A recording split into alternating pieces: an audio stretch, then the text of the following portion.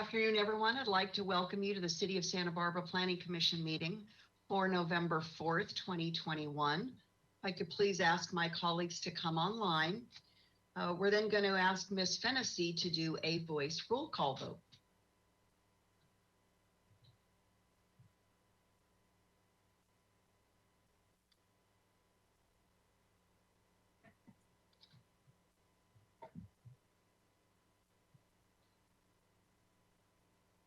Thank you. I will now start the roll call. Chair Schwartz. Here. Vice Chair Escobedo. Here. Commissioner Bonderson.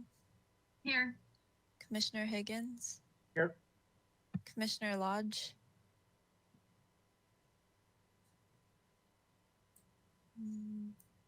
Oh, I see her in the meeting, so I'll circle back. Can you hear me now? Yes, Okay. thank Oh. you. How to get the video on. Commissioner Reed Here. and Commissioner Wiscombe. Here. Thank you. We have a quorum. Thank you very much, Ms. Fennessy. We're now going to turn to our preliminary matters. Ms. DeBusk, any requests for continuances, withdrawals, postponements, or addition of ex-agenda items today? Thank you, Madam Chair. We have none. Do we have any announcements or appeals? No announcements or appeals. Okay, let's go ahead and move right along to review, consideration, and action on the Planning Commission's meeting minutes of October 14th, 2021. And we'll pull those out right now and take a look to see if we need to make any edits to these. So I'll just ask my colleagues to take another look through these to see if there's anything you think requires any changes. I don't see any hands up. Okay, is there a motion to approve as drafted? Yes, Madam Chair, I'll move to approve as drafted. I can second that motion. Thank you very much. That's Wiscombe and Bonderson. Any discussion on that? Okay, very good. Ms. Fennessy, would you please rejoin us for a voice vote on the meeting minutes of October 14th? Thank you. I will now start the roll call vote. Vice Chair Escobedo. Yes. Commissioner Bonderson. Yes. Commissioner Higgins. Yes. Commissioner Lodge. Yes. Commissioner Reed. Yes. Commissioner Wiscombe. Yes. And Chair Schwartz. Yes. Thank you. Motion passes. Thank you, Ms. Fennessy. Now we're ready to turn to any comments from members of the public who would like to speak to us on items not on our agenda today. Ms. DeBusk, do we have anybody waiting to speak to us? Thank you, Madam Chair. For any members of the public that would like to comment on an item not on today's agenda, please click the raise lower hand icon in the control panel, and I will notify you when it's your turn to speak. Each speaker has 2 minutes. At this time, I do not see anyone with their hand raised. Ms. Fennessy, did we have any general public correspondence? Thank you, Ms. Busk. We did not receive any general public comments. Thank you both very much. We're now ready to move to our discussion item. So let's go ahead and take a look at what the slide we have on the screen. This is proposed zoning ordinance amendments for multi-unit housing. Again, just a discussion item. So the Planning Commission will review and comment on potential draft zoning ordinance amendments for multi-unit housing standards, including further discussion to regulate multi-unit housing projects by building size, a precise plan review by Planning Commission, community benefit projects and related findings, adaptive reuse, and open yard standards. I want to draw everyone's attention to several places in our packet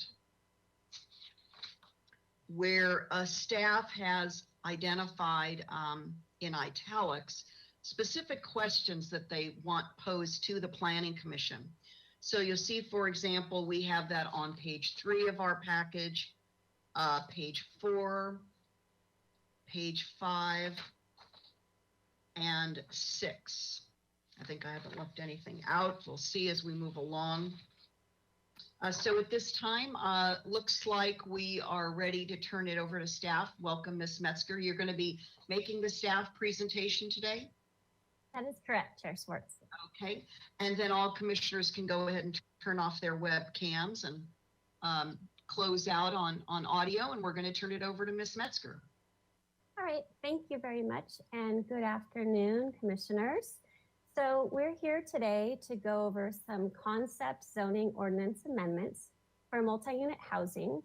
And just as a reference for the public, multi-unit housing will be referred to in this presentation as the Average Unit Size Density Incentive Program, or the AUD program. Next slide, please.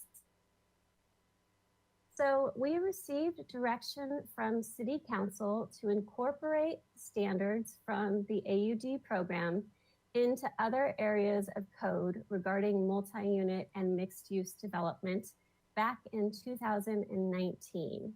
As a reminder, the AUD program was put into place on a trial basis, and so it was given its own chapter in our title of code that regulates zoning. Next slide, please.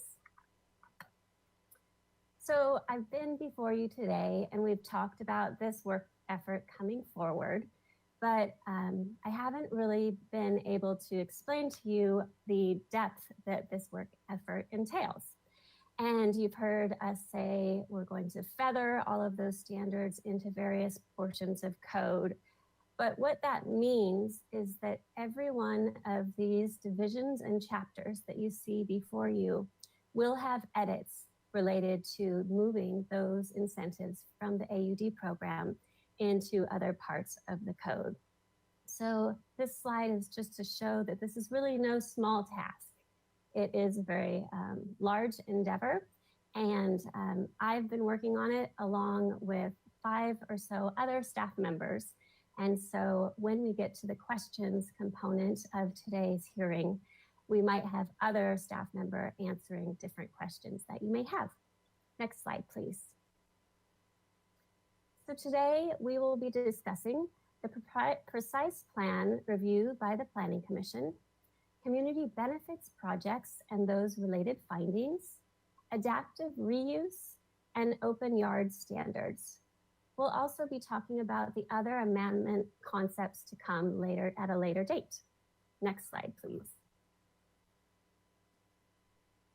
So we will be back before you on November 18th to request an extension to the AUD program, which currently expires in February of 2022.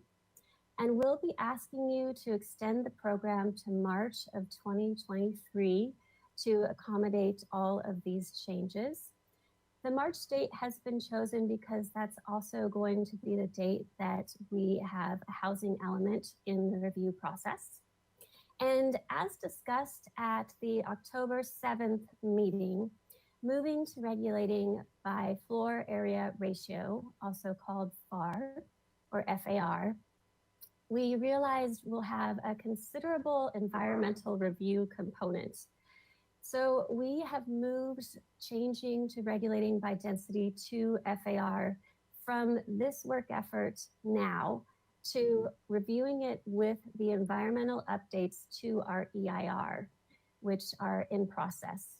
And this will allow us to also look at those new build out numbers for FAR with other changes that you're very familiar with from your last meeting, including SB9, as well as accessory dwelling units.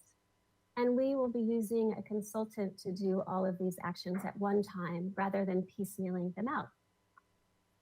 It will also allow us to analyze alternatives to the FAR and SB9 and accessory dwelling units with the climate action plan, which is also in process, and any associated traffic impacts. Next slide, please. So just to give you kind of a background of how we've been before you many times over the past 3 years. In 2019, Council directed the AUD amendments to encourage housing and limit building size through the floor area ratio standards.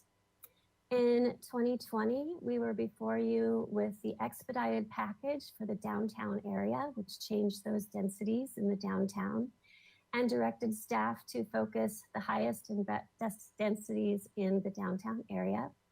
We also have been before you for mobile home protections, which came out of the Housing Task Force, which was part of the AUD review back in 2017.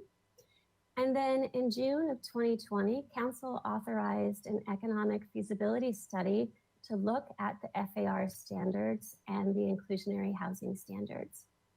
And then in August of 2021, we got that authorization to do the programmatic environmental impact report update with Rincon Consulting and have them analyze the new build out assumptions for the entire city. And then most recently on October 7th, I was before you with our consultants from BAE to present the results of that economic analysis study. Next slide, please. So the proposed concepts before you today really follow some main goals. And these are to look at process improvements, clarity, streamlining, objectivity, and flexibility. We have derived these goals from a variety of sources, including the NOVAC report, the COSMOT report, ENZO cleanup, the LDT Oversight Committee, and understanding where the state is pushing cities to go with objectivity. Next slide, please.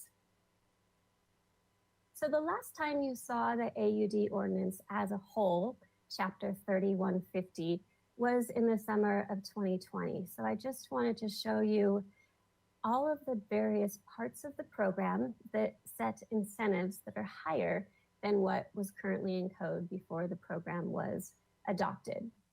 So we have definitions, densities, height, setback, parking, open yard, inclusionary, and average unit size, as well as processes for how AUD projects should be processed different than other projects. These are the incentives that have really helped the AUD program create the housing that we see today on the ground for multi-units. Next, please. So the first concept that I'm going to review is a precise plan. And this falls under process improvements as far as those goals that I talked about a couple of slides ago. This will really set forth a permitting path that council directed us to do for Planning Commission to be the decision maker on projects of 10,000 square feet or more. So the current conditions on the ground right now are projects on lots over 15,000 square feet located in the high density or priority housing overlays are reviewed by the Planning Commission for comments only. And then the comments that you have a majority on are forwarded to the AABR Architectural Board of Review or Historic Landmark Commission for consideration. Next slide, please. The reasons for these proposed amendments and the direction that City Council gave us are many. First, we have a city charter that sets in place our Planning Commission and calls you out as the zoning and land use matter experts for the city. Additionally, Planning Commission meetings require staff reports for each of the items that come before you. And so the public has the ability to get the staff report prior to the hearing and review it to better address their comments to the Planning Commission. Also, in addition, the ABR and the HLC will continue to review projects for aesthetics while you look at the land use issues. Next slide, please. So the precise plan is a new discretionary entitlement. It applies to multi-unit housing and mixed-use projects on lots that are 10,000 square feet or larger. The findings for the precise plan can be clear and concise. It's important to realize that because recent state laws where housing projects cannot be denied unless there's a health and safety concern, and units cannot be lowered anymore. Additionally, new state laws also require that only 5 hearings be allowed per process. Next slide, please. So we're asking Planning Commission to review these findings, which were in your staff report. And I'll just go over them really quickly. The project is consistent with the general plan and with all applicable provisions of the zoning ordinance. The project will not have significant, quantifiable, direct, or unavoidable impacts upon public health or safety. The project is consistent with the City of Santa Barbara Traffic Management Plan, and the project is compliant with the Bicycle Master Plan, Pedestrian Master Plan, and Vision Zero strategies. It does not conflict with the circulation systems, including transit, roadways, bicycle, and pedestrian facilities. These projects that you will be looking at are the larger projects in our city, so it is important to have these transportation findings included in the clear and concise findings that we're looking at.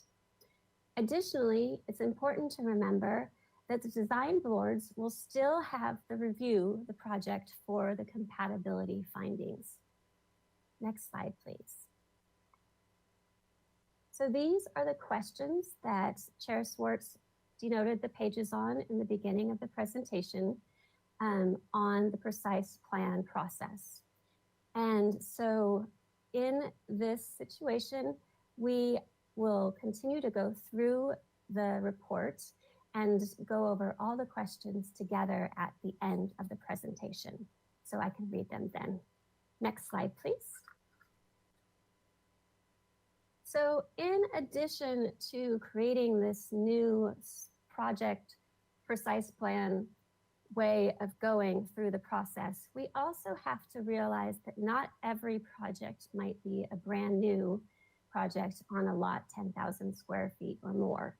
And so we have to take into consideration what would happen on projects that have existing developments, and they are including proposals to expand in a variety of different ways. And so the last question on the slide that was just before you is looking at what would trigger the project to have to get a precise plan versus just going through a regular review. So these are 2 examples that are also included in your staff report. An existing 2-unit property, adding 2 units over a 4-car garage. So that's a change in the unit type or unit number for that parcel.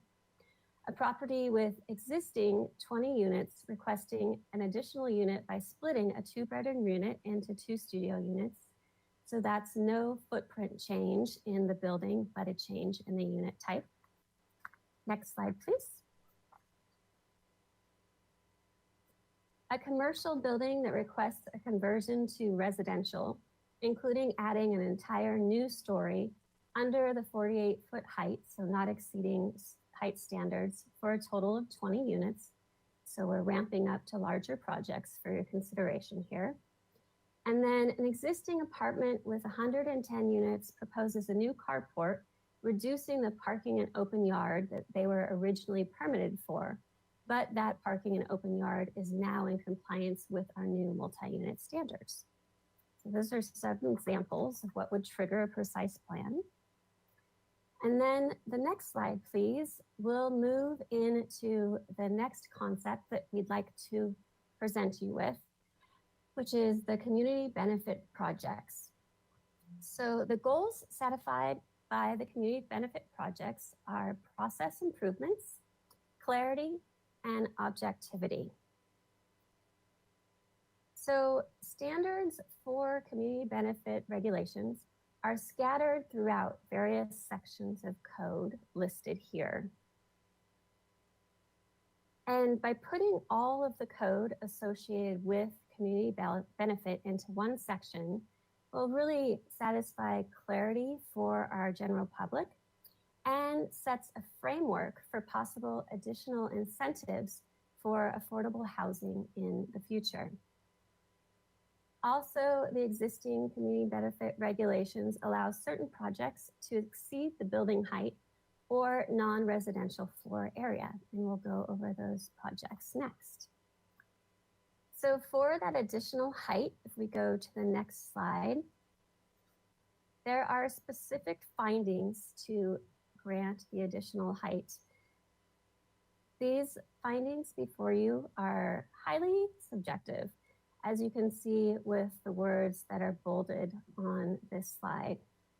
With the state continuing to move us towards objective standards, it's important to look at these findings with the community benefit changes that we're also suggesting. Boards and commissions have expressed frustration with these findings as well. In addition, these findings are made really early in the project lifetime at a concept kind of level. We are suggesting as staff that we do not use these findings anymore, and that instead we require all community benefit projects that request additional height to go through the precise plan process that we showed on the last slides, and use those findings that you will give us feedback on today. What this will do is will allow you to be looking at a project that's near completion as far as what it will look like on the ground and how many units and height and all of the things, instead of at concept level trying to determine if it is a community benefit and if it meets the findings. Next slide, please. So we moved all of the community benefit types to one place. And for housing, we included priority housing, which is employee-sponsored housing, limited equity housing cooperatives, and rental housing. Affordable housing to very low, moderate, or middle income households, traditional or transitional housing, and supportive housing. So all of these housing types are currently eligible to apply for a community benefit designation to go up to 60 feet in height in commercial zones. And the next slide shows a map of these commercial zones. So those include CG, which is the pink on this map, and MC. And then just to address a public comment in one of the letters that we received, in the actual text of the staff report, we said that MI also allows community benefit. That is true, but it doesn't allow additional height. So it allows the community benefit related to non-residential growth management. So it's not included as additional height. And then the next slide shows the other types of priority projects that we organized under this new heading. This list is based on what exists in code. And then we added recently projects that have received the community benefit designation. And then to add more objectivity to the process, we also added the related uses from the use classifications in the definitions section of code. Adding all of these items instead of having a less clear list will allow us to streamline the process so council does not have to see every community benefit project and sign off on them on a case-by-case basis. Next slide, please. Additionally, another community benefit project that is currently in the non-residential growth section is new vehicle sales. We're not suggesting any changes to that simply because it's out of the purview of making any changes for multi-unit housing. And just to be clear, in the new vehicle sales, they would not be able to apply for that additional height because they're not in those zones that I showed on the map, just addresses a public comment that we had. And they're limited to 45 feet in height per their zoning district overlay. And then there still might be projects that we didn't catch in all of those lists that you saw. So if a project comes in that has an economic or cultural benefit that doesn't fit those definitions of the 2 slides beforehand, they can still go to City Council to request the community benefit designation. Next slide, please. And so that concludes the section on community benefit. And these will be the questions that we will be asking Planning Commission to weigh in on after the public comment. Next slide, please. And then the next part of my presentation has to do with adaptive reuse. Adaptive reuse is a way of making it easy to change from commercial or office to residential. A topic of much discussion is adaptive reuse recently in regards to our downtown and empty large buildings that we have had. There's not currently any standards that currently exist to encourage adaptive reuse. And in fact, they're quite hindered because they have to come in for modifications to open yard and before parking was waived in the downtown parking as well. And so it was not an easy process for a developer to do adaptive reuse. So we are proposing a brand new section to make adaptive reuse more palatable for our community. The purpose of adaptive reuse is to revitalize the downtown area, maintain historic structures, and retain elements of the existing streetscape or character by facilitating the conversion of older, economically distressed or historic buildings to residential units. Next slide, please. So we have created a definition of adaptive reuse, and this will be part of the questions for you as well. We're looking at it to be a construction or remodeling project that reconfigures existing spaces, structures, or buildings to accommodate a new use or to accommodate another purpose other than what it was originally designed for. And we modeled the new section of adaptive reuse after some other communities that already had this in place and have been successful. Specifically, downtown LA has a great adaptive reuse program. Next slide, please. Additionally, in looking into adaptive reuse, when we were writing this section, we realized that there is state law in the Health and Safety Code, AB 2263. And this state law requires that buildings designated as historic resources be allowed some incentives for reuse potential, both residential and non-residential. So we've also codified that state law so that people are aware of it. Next slide, please. So specifically, our reuse development standards for open yard are waived in the Central Business District, or the CBD. The parking requirements are waived in the CBD for non-residential uses, and that's to conform with that state law that I spoke of at the last slide. And then areas above height limit are given a legal non-conforming status. And I just want to give you a little more explanation and example of that. So we have the Balboa building on State Street at the Paseo Nuevo entrance in De La Guerra. And it was built before we had the 60-foot height restriction in our city charter. And so it has a couple floors above 60 feet in height. If they came in today and wanted to change that building to residential, they would have a problem because those floors above the 60 feet in height would not be legally non-conforming. They would not conform to the current code. So in this adaptive reuse section, we make sure that any stories above our current code will still be allowed to change to residential. You won't be able to add any additional height above our city charter, of course. And then the projects can exceed the density, but cannot exceed the maximum average unit size. So we felt it was important, especially in our downtown, to maintain our AUD program maximum average unit size, so that if we had conversions, say if Macy's came in and wanted to convert to apartments or condominiums, we kept the units smaller So they wouldn't just become luxury condominiums for second homes from people from LA or something like that. Next slide, please. And so these are our 2 questions on adaptive reuse, which we'll go over in more depth later.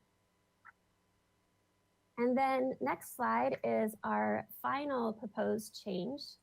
It meets the goals for changing open yard standards to be consistent and clarity.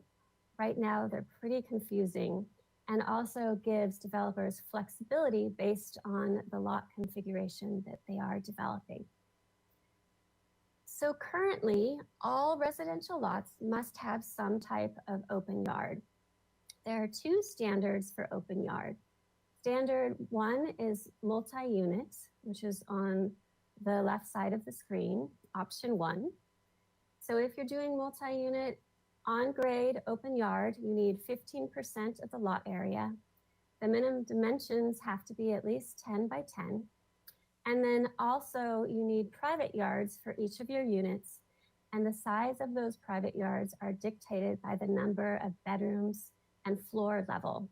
And the more in-depth information on that can be seen in the exhibit attached to your staff report. And those private yards must be 10 by 10. If you're developing under the AUD program, remembering that this is an incentive program, so it's a little easier, in non-residential zones, so that would be mostly the downtown area, actually kind of the same places that were shown on the height map.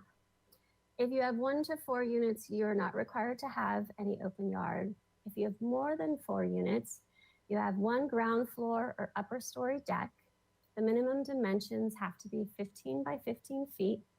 And once again, the private yards are dictated by the number of bedrooms and the floor level that they're on. So the higher up in floor level you go, the smaller the dimensions go. But they must be at least 10 by 10. And then there's also option 2 as shown in your exhibit on the next slide. So you can also use this or request this option with your plans. So for multi-unit, you can do 15% of the lot area, but it has to be on grade. It can't be above grade like a roof deck, with a minimum of 10 by 10 feet dimensions, and 1 area with a minimum of 20 by 20 feet dimensions on the ground, or upper stories. And to use this option, there's certain findings that have to be made by the decision-making body. And then the AUD program is a little simpler, just requiring 15% of the lot area, either on the ground floor or upper stories, with 1 area a minimum of 20 by 20 feet and no additional findings. So you can see this is a lot of information to take in and a lot of choices to be made. And we thought that looking at the open yard standards and clarifying and simplifying them would be good to do in this process. So if you go to the next slide, we can show you, oh wait, before we go to the new standards, these are the findings that are required for option 2 in the residential zone. So these are the findings that need to be made by the decision-making body for them to get those relaxed standards. And then next slide. So our proposal is very simple. It's based on the number of units, and the applicant chooses which type of open yard they want to do. So they can do any of the combination of the options on the right side of the screen. They can do fence setback, common open yard, plazas, courtyards, roof decks. What we are proposing is 100 square feet per unit. And also something to note in this, and we'll go over some examples in the next slide, is the next round of concepts we bring before Planning Commission, we'll be talking about having a required landscape component, which kind of fits with the open yard standards. It's not everyone knows, but there's no required landscaping percentage of the lot currently. So landscaping is really looked at on a case-by-case basis at the decision-making body. While that has worked for us in the past, and I know I keep harping on this, but with the state moving us towards objective standards, we need something, some numerical amount in our code to qualify a certain part of the lot as landscaping and not hardscaping. In addition, having this standard also helps in combating the heat island effect that happens in areas with all hardscape and will also help with stormwater. Next slide, please. So if the applicant chooses to do the private open yard, this would be the standards for that. It would have to have a minimum area of 100 square feet on the ground and 60 square feet on upper floors. On the ground floor, the dimensions would be 10 by 10, and the upper floor would be 6 by 6. If they decided to do the common open yard instead, the minimum dimensions on the ground would be 20 by 20, or on upper story decks, 10 by 10, or on a roof deck, 15 by 15. Next slide, please. So this is just some plans that I pulled when we were reviewing what we had proposed to see what kind of changes it would make. This is a 6-unit property. It's a pretty standard, long, narrow lot that we have throughout Santa Barbara on the west side and west downtown. The dashed red line is the required common open yard. And then the solid red line is the required percentage of the lot as open yard.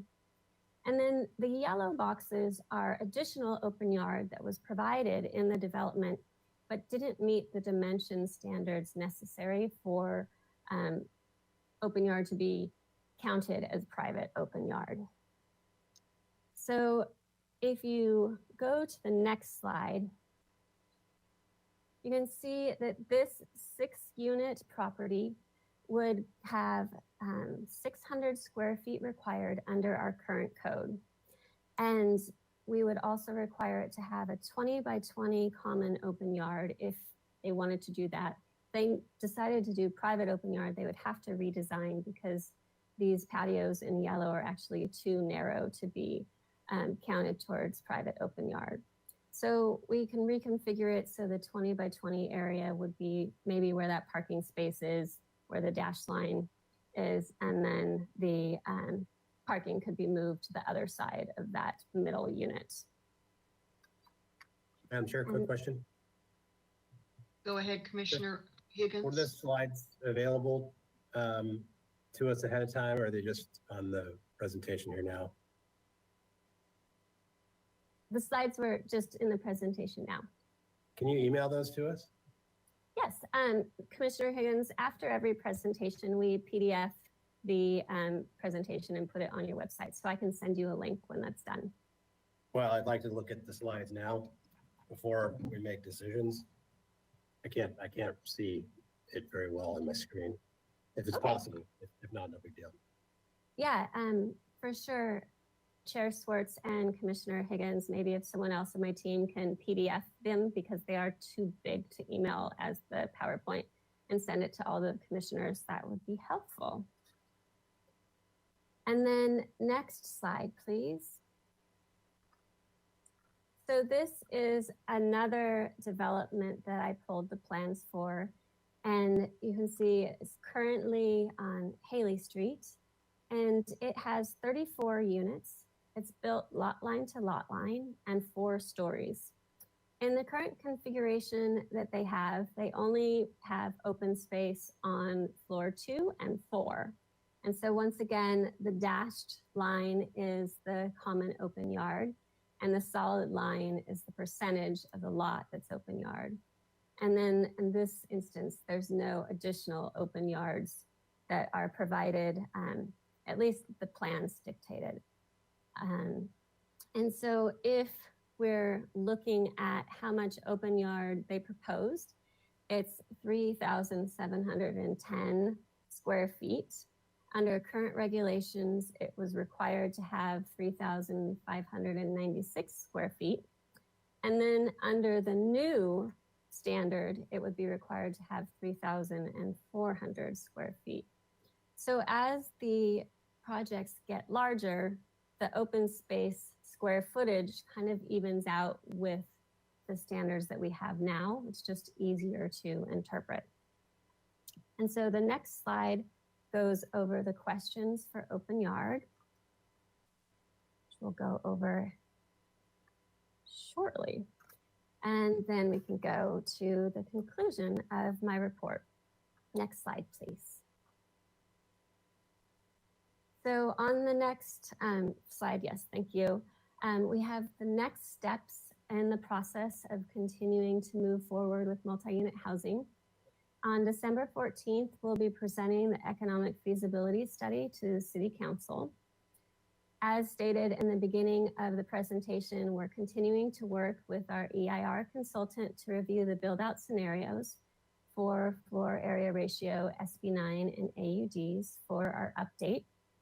And we'll also continue to bring pieces of the code that have large implications like these that were just presented to you to Planning Commission to get feedback on and moving forward to working on finalizing that part of the code.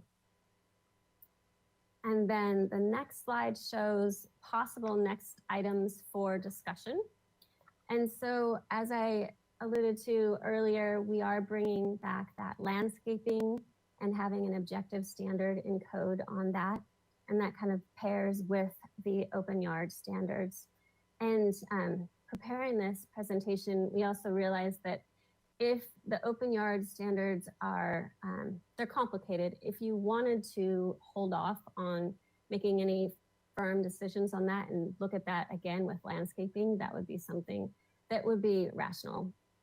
And then we'll also be looking at changes to parking and want to get your feedback on that in regards to covered parking and guest parking. And if there is any difference for condominium parking versus rental parking, right now there is. And then bringing back process improvements for minor zoning exemptions. And those are part of the LDT oversight direction. And then also showing you the development standard tables themselves. And so those are what's on our plate to work on next. And of course, we can add other things as the discussion continues today. So Madam Chair, at this point in time, the rest of the slides are just those question slides again. So I'm not sure, maybe I'll just hand it back to you. Okay, very good. Thank you, Ms. Metzger. I think what we'll do after public comment is have you put those slides up, and we'll also see by then if staff has been able to send to all the commissioners a PDF version of the PowerPoint for those who might want to view it on their computers while we move through the hearing today. Thank you. So we'll be back in touch, Ms. Metzger. So colleagues, if you could come online, and let's ask Ms. DeBusk if we have any members of the public who would like to speak to us on this item today. Thank you, Madam Chair. For any members of the public that have joined by webinar, if you'd like to make a public comment, please click the raise lower hand icon on the control panel, and I will notify you when it's your turn to speak. Each speaker will have 2 minutes, and you cannot donate time to or from another speaker. The red arrow pointed down means that your hand is raised, and we currently have several hands raised, so I will start going down that list, excuse me. Our first speaker will be Clarissa Montenegro, and followed by Detlev Pikert. Clarissa, you have 2 minutes. Thank you. Good afternoon, Chair Schwartz and Commissioners. My name is Clarissa Montenegro, and I'm with the Housing Authority of the City of Santa Barbara. We would like to reiterate our concern regarding the proposed definition of priority housing for a community benefit project. The Housing Authority has previously registered our concern of including all multi-unit rental housing as a community benefit project, which is how the proposed definition currently reads. We do not believe that was the original intent of the community benefit definition. In reference to multi-unit rental housing, the priority housing category should be restated as multi-unit rental housing consisting of either housing affordable to very low, low, moderate, or middle income households, transitional housing, and supportive housing. We believe this important clarification and distinction within the priority housing category is crucial to truly ensuring community benefit housing. Thank you. Thank you, Madam Ms. Chair, Montenegro. I have a question for Ms. Montenegro. Can she come back on? I'm here. Thank you for providing some comments. I'm a little bit surprised. Can you just elaborate on why, with your particular mission or objectives, that you think this designation should be changed? Because it seemed like this would apply to public or private sector development, and you guys aren't really affected by the priority housing designation for your projects. But maybe I must be missing something. I believe our concern, Commissioner Higgins, is that market rate units would be designated as community benefit projects without the provision of any affordable housing. But it doesn't necessarily affect your projects that you guys do? Yes, our projects are community benefit projects, but market rate units we do not believe market rate units meet that are community benefit projects. Okay. Thank you. Thank you. Ms. DeBusk, our next speaker, please. Thank you. Our next speaker is Detloff Pikert, followed by Alex Peugeot. Detloff, you have 2 minutes.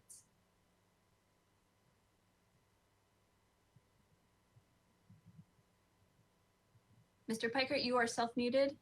If you unmute yourself, then you'll have 2 minutes. I think I'm unmuted now, correct? Yes. Thank you. Yes, sorry about that. Thank you, and Madam Chair, Commissioners, thanks for the opportunity to speak to this item.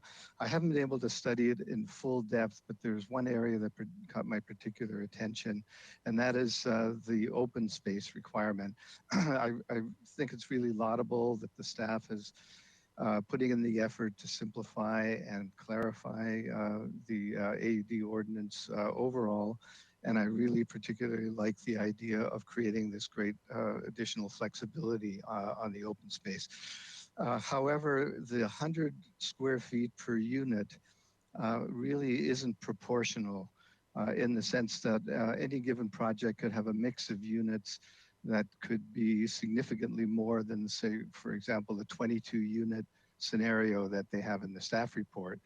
That could easily be 35 units in a mix of, say, 10 two-bedroom units and 10 one-bedroom units and 15 studio units. So what I propose there is that be changed to a more proportional process where you allocate for 2 and 3 bedroom units 100 square feet per unit, but for 1 bedroom units might be 75 square feet per unit, and for studio units could be 50 square feet per unit, given the proportionality. The other comment I want to make is that on the 20 by 20 ground level open space, I would suggest that be changed to 400 square feet with a minimum dimension in any direction of 15 square feet or 15 feet. And then with respect to ground level open space for private purposes, I recommend that should be 6 by 6 minimum as well, because ground level space in these higher density projects is very precious. So those are my recommendations. Thank you very much. Thank you, Mr. Pikert. And our next speaker will be Alex Peugeot, followed by Fred Sweeney. Alex, you have 2 minutes. Good afternoon. Can you hear me? Yes. Yeah, following up on David Piker's comment on the 10 square feet per unit, I guess the question to you is on all zones and regarding all number of units, because if you want smaller units then basically you're increasing the area, the requirement for open yard. So that seems to be going backwards. I would suggest that you provide flexibility by allowing all of the options available. all of the options presented as a means to provide open yard. It seems that the most on higher density developments, the roof will be the open yard. And there's a conflict there with photovoltaic installations.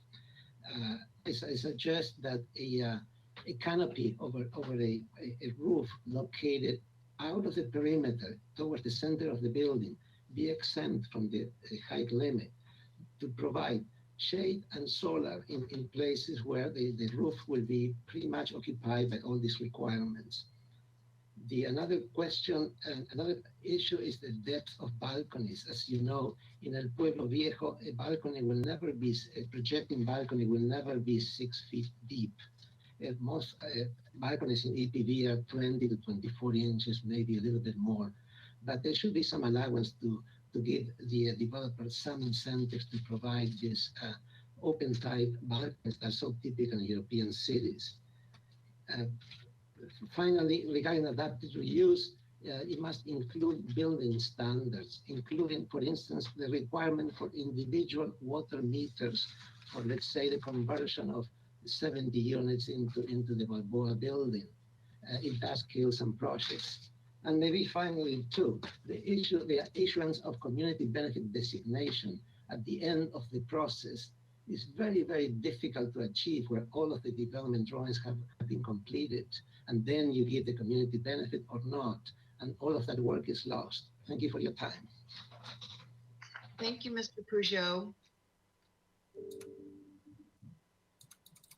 Our next speaker is Fred Sweeney, followed by Linda Honickman.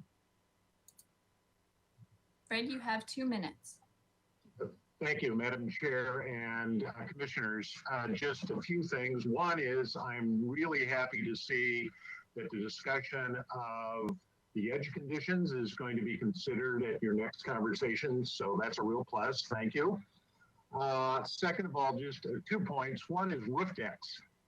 If those roof decks become extremely large, then they may be problematic, particularly when they sit above and next to adjacent residential areas. So having roof decks where they could be party decks might become a problem. And then finally, the term precise plan versus project development plan. Here we go again with maybe making life a little more complicated for applicants instead of using some nomenclature that's the same or similar might be very helpful. Thank you very much. Thank you, Mr. Sweeney.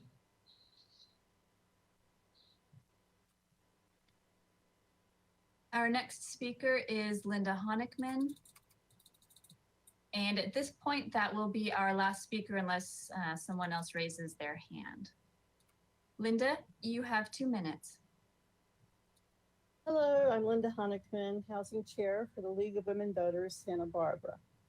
We previously commented on problems with the current definition of a community benefit in regards to rental housing. Now that you are being asked if you agree with the proposed categories of community priority housing, that is the focus of our comments. Please do not allow a community benefit designation for multifamily rental housing that does not have a significant percent of affordable units for low and moderate incomes. It made sense 8 years ago to incentivize the production of residential rentals. But here are some ways the situation has changed. Because of AUD incentives, land value went up even more. Market rate for local renters has had a meteoric rise because of low vacancy rates that were made worse by the UCSB overflow and the stay-at-home phenomenon. As Realtor.com noted, Santa Barbara County is the least affordable county in the country, in part because of our skyrocketing rents that are not balanced with higher wages. So who might be hurt if market rate rental housing continues to be incentivized? Younger workers and families who leave town or never move here in the first place because of the high housing cost. The high percent of city residents who rent and do not have financial security. Any local business that has had difficulty recruiting employees. everyone who wants good air quality and less reliance on fossil fuels that could be impacted by longer commutes. All residents who continue to be less resilient as first responders and essential workers move further away. All businesses, especially in downtown, that need a diverse local population to recover economic vitality. And residents who thrive in a diverse community where all generations and abilities are accommodated and cultures are valued. Thank you. Thank you, Ms. Honickman.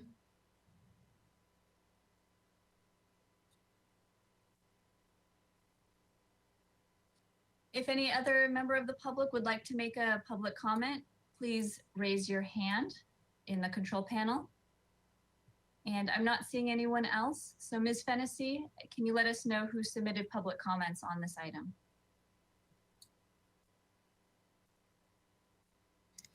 Thank you. We received 7 public comment letters that were distributed to the commission prior to this meeting. Thank you, Ms. Fennessy, and thank you, Mr. Busk. That sounds like that concludes public comments. So now it's to the commission. And we're going to begin our questions. And we see on our screen now, and as we scroll through here, Mr. Bolton, there are various slides that have the questions to the commission that staff would like us to address. So we'll start with this notion of a precise plan and the process. Would anyone like to start with some questions?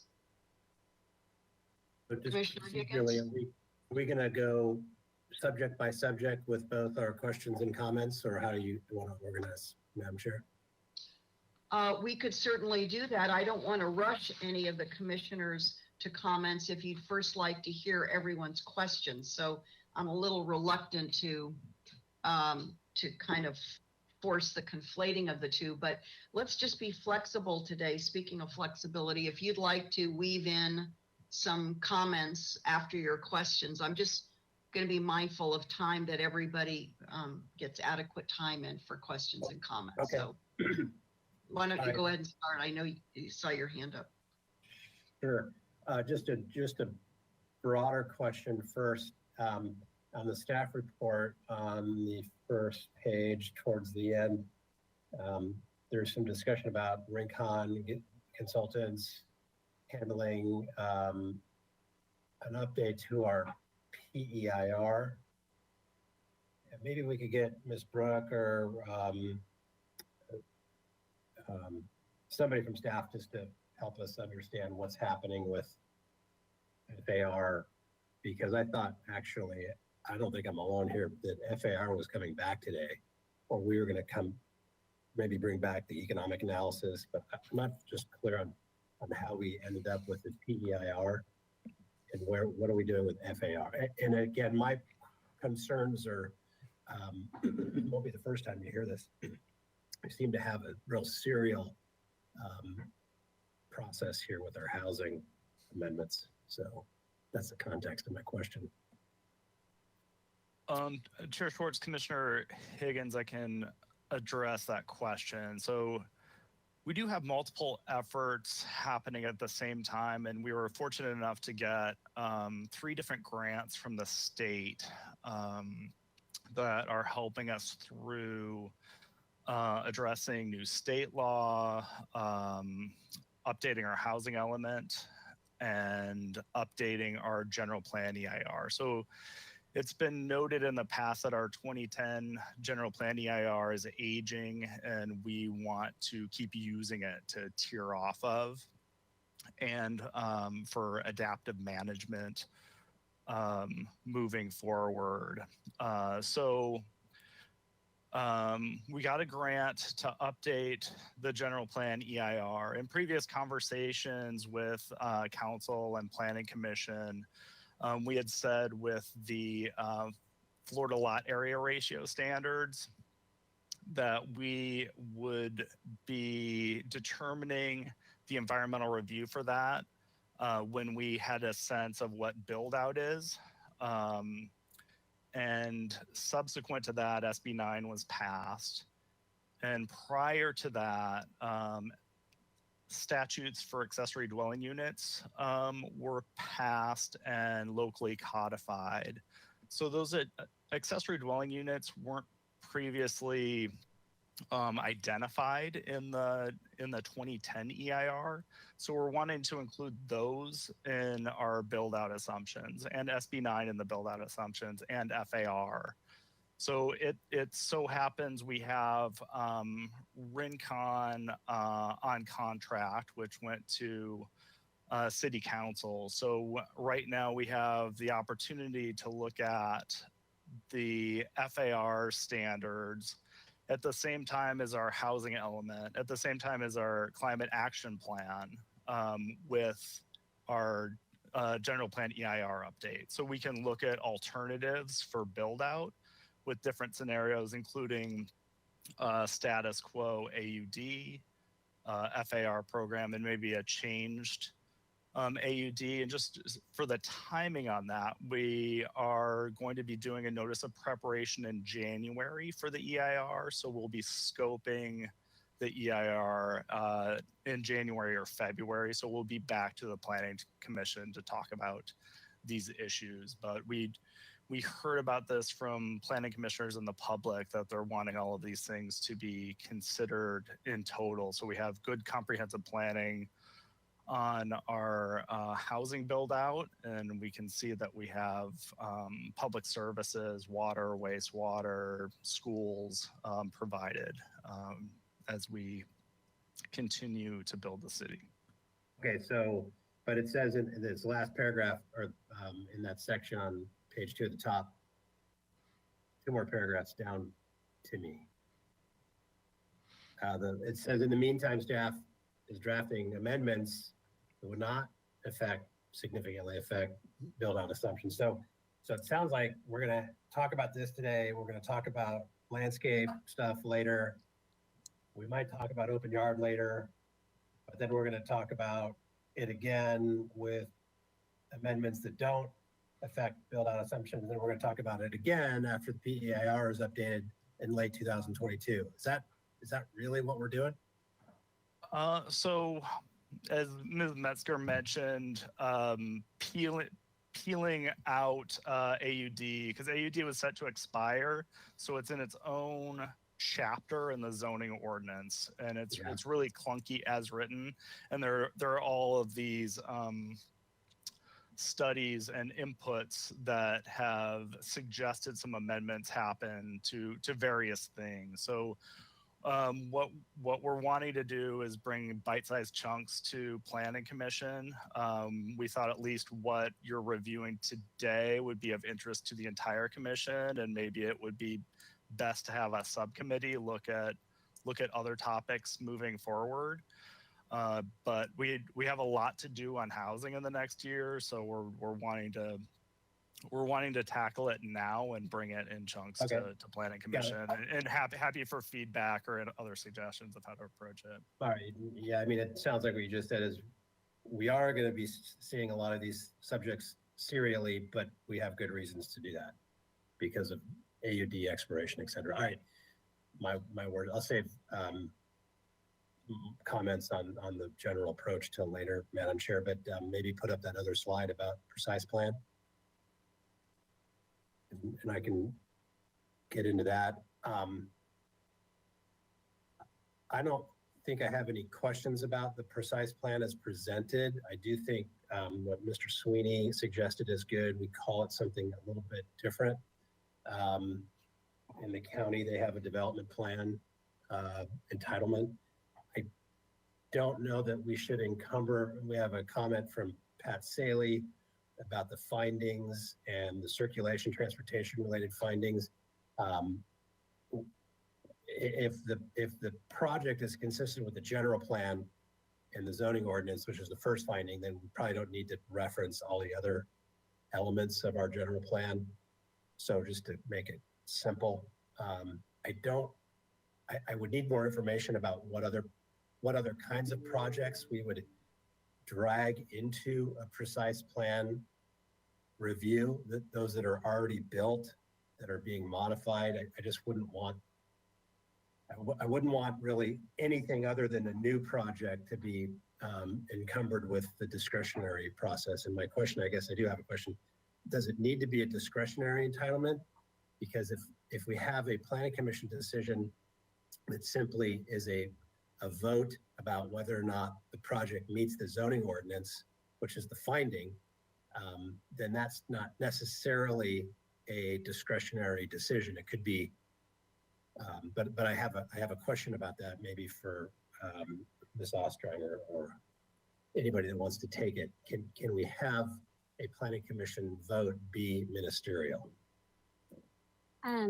Chair Schwartz and Commissioner Higgins, just to back up a quick second, in regards to Mr. Sweeney's concern about having a new name of a precise plan, we're doing that because we already have certain other kinds of projects that go down the development review route, and they're not in the same as multi-unit housing. So we needed something unique for this.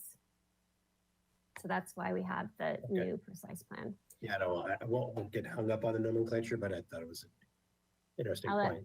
Ms. Ostringer answer your other one. Chair Schwartz and Commissioner Higgins, generally ministerial decisions are handled at a staff level. And however, to your question, I think could it just be the finding of whether it meets the general plan? I think that really is somewhat of a discretionary decision that you'd be making, because it does require certain more subjective findings, as opposed to with ministerial approvals. It's very objective, check the box, which is why staff makes those. Yeah, well, we have these blending of ministerial and discretionary when projects go to design review, because those are publicly noticed. But the answer here is make the findings as limited as possible, and I wouldn't want to drag other existing projects. The examples given of having a 20 unit go to a 21 unit, I don't think that requires a precise plan. If you're not increasing the height of the building, you shouldn't have to open yourself up for a discretionary process. So those are my questions or comments on this particular slide. Madam Chair, I can take a back seat and let everybody else go on this particular slide. Okay, very good. Okay, questions on precise plan process? Commissioner Wiscombe, did you have your hand up next?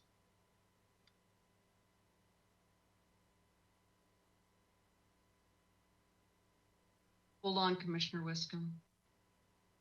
What? Oh, there you go. Now we can hear you. No, I lost my little mouse cursor for a minute, so it went to sleep apparently. Thank you, Madam Chair. Yeah, I wanted to just look at the findings again, if we could, for the precise plan. Someone put that slide up that showed the findings. I don't know, or they're in our staff report on page 2 of 12. Timmy, this you want to go there? Yeah, there. Okay, that's great. Yeah. Yeah, okay. So my question is, and I'll relate it to an example we had recently this is finding number A. Excuse me. The project is consistent with the general plan and with all applicable provisions of the zoning ordinance. We recently did the pre-concept review on 35 Anacapa Street, and we actually used, even though it's in the coastal zone in Title 28, we actually used the new zoning ordinance in order to, staff did, to look at the parking, because the Enzo has less restrictive parking requirements than Title 28 does.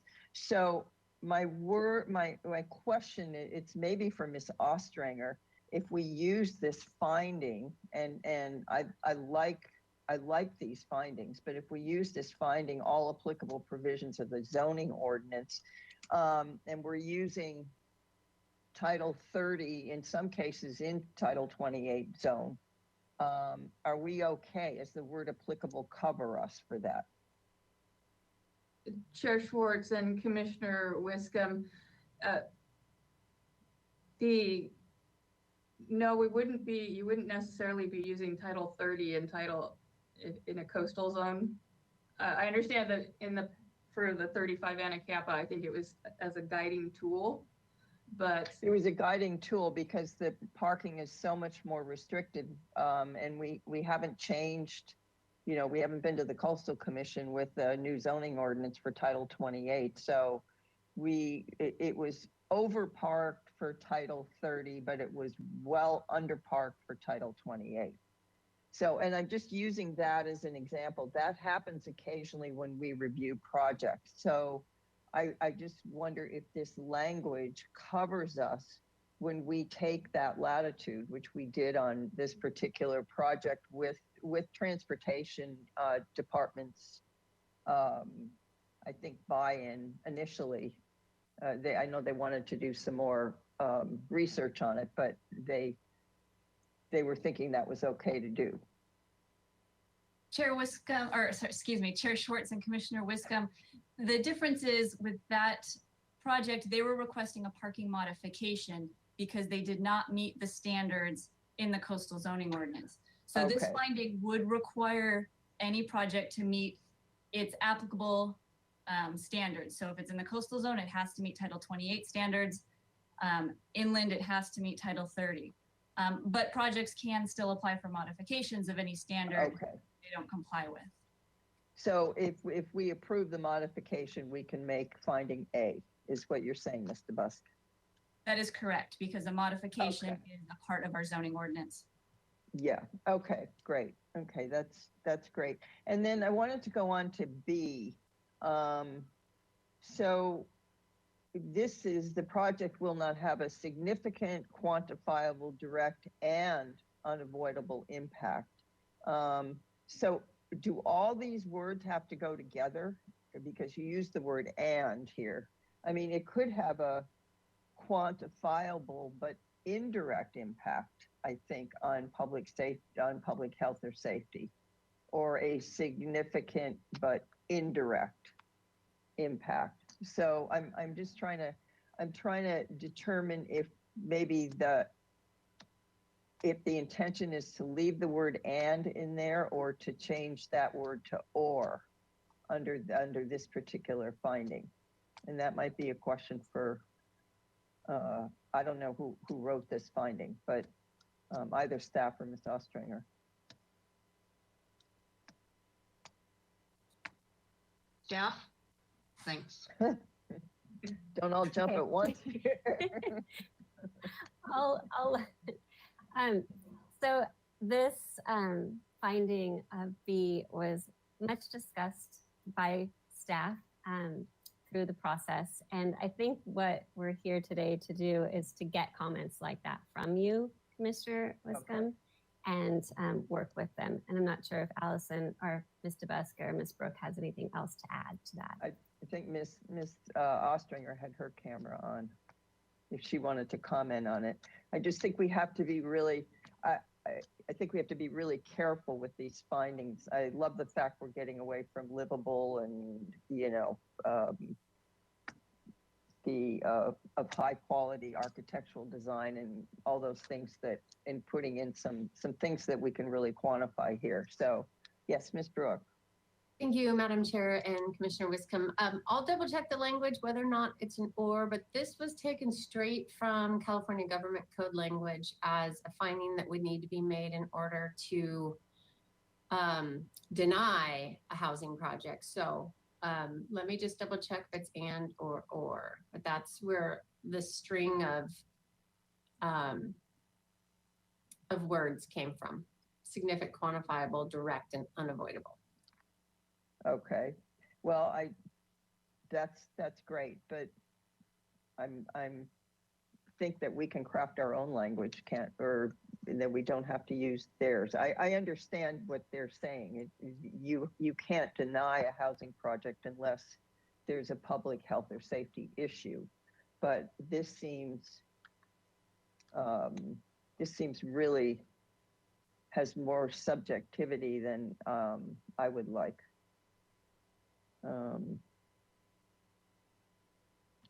Madam Vice Chair Escobedo's in here. Thank you for letting me interrupt. I wanted to ask a question just so that I can track along this conversation. What would be an indirect impact?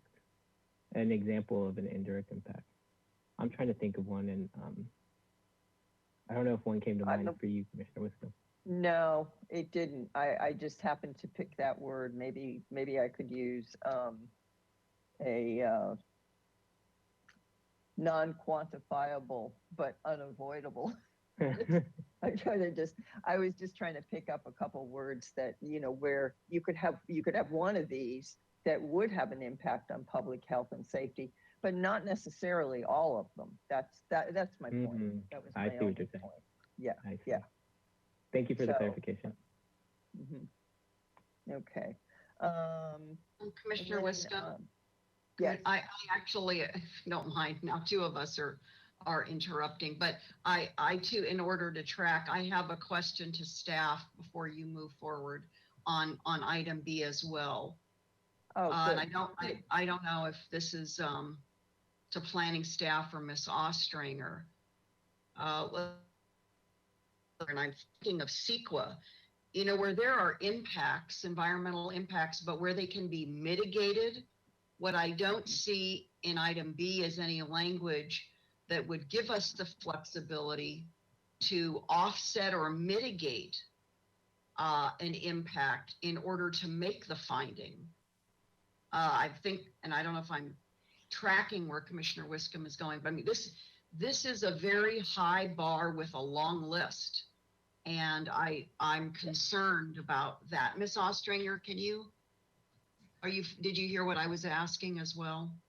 Chair Schwartz, and to Commissioner Wiscombe's prior question, I think I understand what you're asking for. And what the section that Ms. Brooke was referring to, where this language comes from, is the Housing Accountability Act, which says that we can't deny a project unless it has a specific adverse impact as determined by, I think it's usually the building official, that cannot be sufficiently mitigated. Yes. So, and then it lists what an adverse impact is, and it says that it's a significant, quantifiable, direct, and unavoidable impact based on objective, identified written public health and safety findings. So this language, you're right, you can change it. The precise plan can be modified and crafted. That's why we're here today. Just being mindful that it is subject to the Housing Accountability Act. So you could add language to say that it can't be mitigated. I think that would be nice. That's what I was thinking. Yes. Okay. Yeah. Okay. Thank you. So we would just. Yeah, I actually like that. So we would just say the project will not have a significant, quantifiable, direct, and unavoidable impact on public health or safety that cannot be mitigated. Is that what we're getting at, Chair Schwartz? Is that what you're thinking too? Yes, that's where my thought was going. Okay, yeah. And I like the language, Ms. Ostringer, at the beginning of that too. If you want, if you were to recraft finding B and use some of that Housing Accountability Act language that talks about that too, that would be fine. But I think that's the point. This does set a high bar, and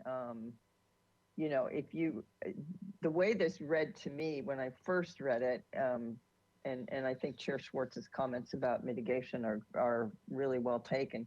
But the way this read to me is, well, it could have a significant, direct, and unavoidable impact, but it could be argued that it's maybe not quantifiable.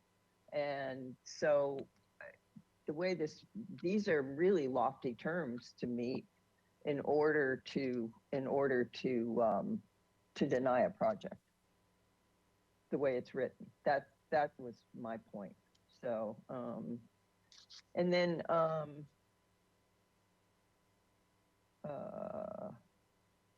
do you want us to go through these questions at this point, Chair Schwartz? Because, I mean, I'm prepared to do that. No, we're right here, might as well. Okay. Okay. So on page 2 of 12 of the staff report, it says, when is the precise plan triggered? And I think, Ms. Metzger, you said community benefit projects will go through the precise plan project. Is that correct? Yes, Chair Schwartz and Commissioner Wiscombe. So what we're proposing and getting your feedback on today is we have that community benefit section with those new categories. So we have priority projects, priority housing. And so if you were a priority housing project and you were on that list, so let's just say you were affordable to low income, you would no longer have to go to City Council to get the community benefit additional height.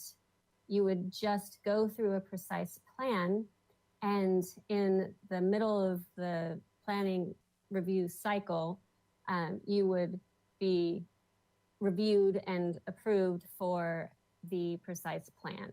So you don't have to make additional findings for the height if you're one of those categories that is listed. Does that answer your question? Yeah. Chair Schwartz and Commissioner Wiscombe, I think you may have also been asking about what the trigger is for when a precise plan is required, and that would be multi-unit housing on a lot that's 10,000 square feet or greater. Right, right. And that was approved by council a long time ago. Yeah, so I think. Commissioner Wiscombe, it was a slightly different threshold. City Council had approved a 15,000 square foot lot developed at the priority housing overlay density, and that's what required Planning Commission conceptual review for AUD projects. Okay, because I thought I remembered back several years ago going, reviewing that with City Council at a City Council meeting when we actually met in person, and they changed that to 10,000 square feet. So. Yes. Commissioner Wiscombe, we were at a joint meeting with City Council and Planning Commission in 2019 when we did receive that direction. So that's you're right. what I thought. Yeah. Okay. Thank you. Thank you. It seems like many years ago, but I guess that long ago. It's just a little over 2 years ago.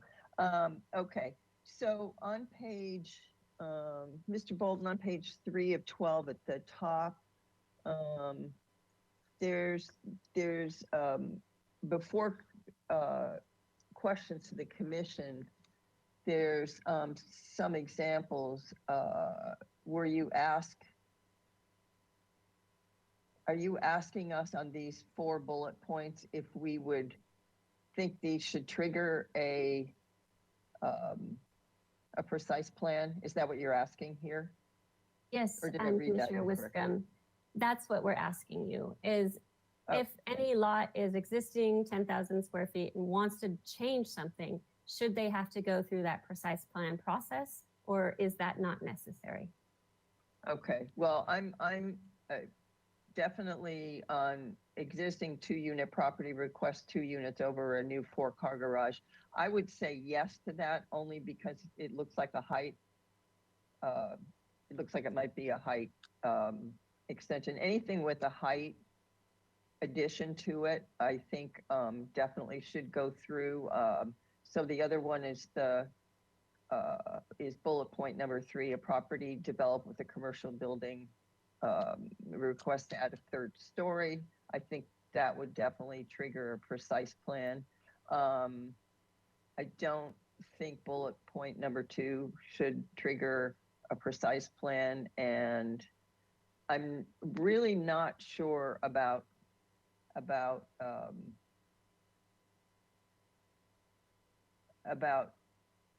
bullet point 4, but I would be inclined to say yes because of the reduction in parking and the reduction. Is this a reduction in parking and open yard in compliance with so in other words, even though there's a reduction, it complies with the new multi-unit standards? Is that what you're saying, Ms. Metzger? That is correct, Commissioner Wiscombe. Oh, well then, okay, I would say no. As long as it complies with the new standards that council has passed, then no, Great, thank you. not there. Okay. And then Commissioner Wiscombe, Commissioner Wiscombe, before we move back to you to the first bullet, I wanted to understand your question, Ms. Metzger, if you could return. There's no reference here to a proposed increase in height. So can we come back to Commissioner Wiscombe's question and her the position she's inclined to take in terms of whether or not it would trigger a precise plan hearing based on addition of height, but I don't see any language here regarding addition of height. Could you just, Ms. Metzger, that was do you have any comments? That was my assumption. That strictly an assumption. Yeah. No. Do you have any specific comment to that, Ms. Metzger, in terms of including that for clarification or not, or just as we have all the commissioners go through this? Yes, Chair Swartz. So on the first bullet, it would be a new 4-car garage. So this is an instance where nothing was there at all. So I think if I'm understanding Commissioner Wiscombe, she's talking about an existing structure that adds additional height would have to go through the precise plan. And so this was an entirely new building next to the existing building. I think that would be different. And I just really liked what Commissioner Higgins said. So he also supported that height deserves a precise plan, but additional footprint too. I think that that's a really good comment. Right. Okay. Yeah, I agree with that too. Additional footprint. So, yeah, this looked like a whole new structure to me. So, with 2 stories. So, that's why I was,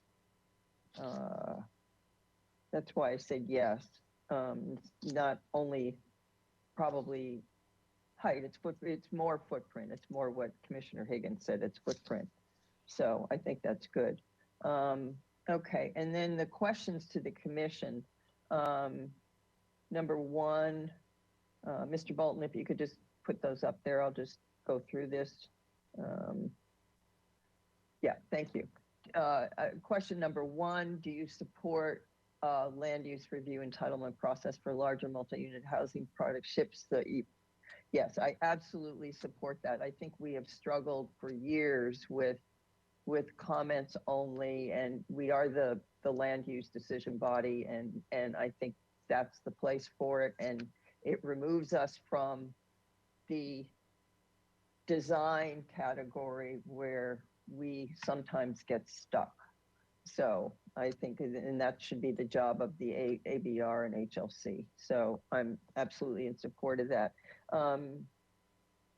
And do the proposed findings satisfy projects that would be reviewed by the precise plan? And that would be yes, with the changes that we talked about in item number B for mitigation.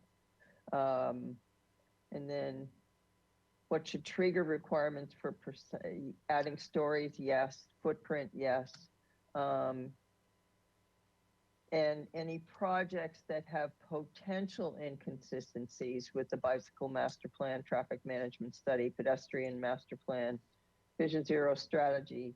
And I think, and when I say potential inconsistencies, there might be a future project coming up that relates to the pedestrian master plan or the bicycle master plan or Vision Zero, where there might be a potential inconsistency in the development. So I think that maybe should be looked at if you're understanding what I'm saying. And also, I think any major projects or significant square foot remodels that require a coastal development permit. I've heard from people that the permitting is, some people go closer to the top of the bluff than others. I know we have a top of the bluff now and everything, but I just think that we need to keep our eye on our coastal bluffs and make sure that those projects that require a coastal development, I would say a coastal development permit in areas of potential sea level rise impacts. I think that's maybe where I'm trying to go with that comment. Might belong in that category, because I think we have to keep our eye on the ball on our sea level rise adaptation plan and you know, what's going on in our coastal zone. So those are my comments. I hope that is enough for you on that. Thank you.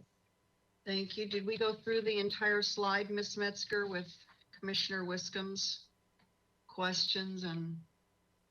Yes, we did, Chair Schwartz. Okay, there we are. Very good. Okay. Okay, Commissioner Lodge, would you like to go next with questions and a little bit of commentary if you feel like it? Yes, thank you, Madam Chair, I would. I'm still having difficulty knowing just what the difference is between a precise plan and the current process. So, Ms. Metzger, could you clarify that for me?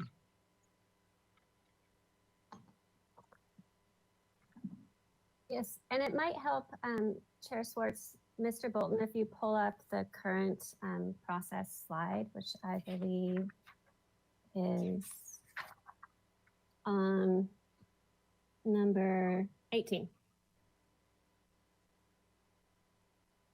So currently in the code, projects on lots over 15,000 square feet located in a high density or priority housing overlay are reviewed by the Planning Commission for that majority comment only. And then your comments are forwarded to the ABR or HLC for consideration, and they're the final decision maker on all of the project. Under the precise plan, we're changing that lot size to 10,000 square feet for multi-unit residential anywhere. So we no longer will have the high density or priority of this part of the slide. And it will be reviewed for you based on land use, and you'll have a decision that is forwarded to the ABR or HLC. And the reason that we need to have a precise plan to do that is because we have other planning mechanisms to go through the process, but if we just threw it into a development review project, the implications of the findings might change other types of projects besides housing. Okay, well, I certainly am in favor of the proposed change to the 10,000 square feet. And I'm, as Planning Commission liaison to the HLC, this is pre-pandemic, when Planning Commission comments came to them in the beginning, and I think even still, they sort of were like deer in the headlights. You know, it's not their thing to make those kinds of decisions. It appropriately belongs with the Planning Commission, and they often just don't know what to do with our comments. So this certainly is a change that should be made. Okay, what were we can go back to the slide that we were looking at before. Questions are on 22. Okay, so number 1, yes.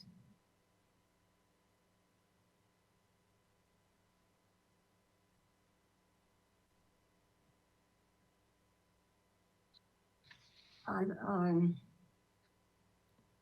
Commissioner Lodge, you might recall just the back and forth Commissioner Wiscom and I just had on the slide that pertained to this number 2, the findings. And you heard the advice we also received from Ms. Ostringer.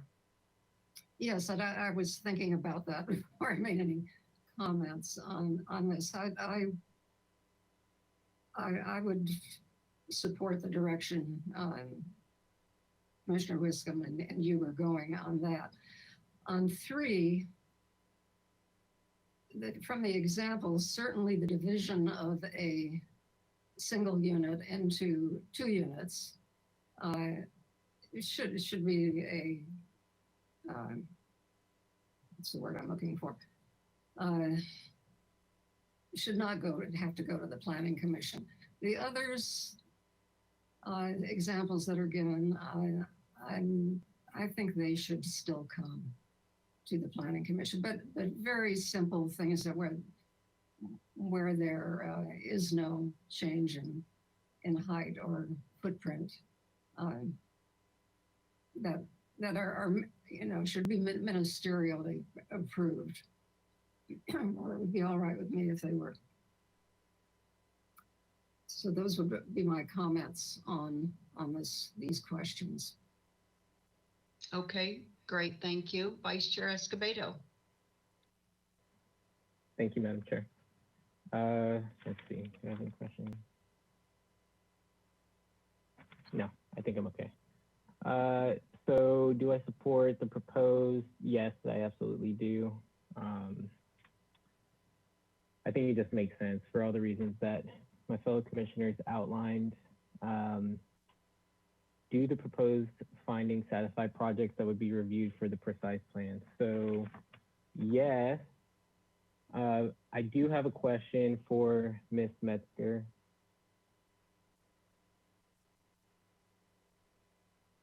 Hi, Ms. Metzger.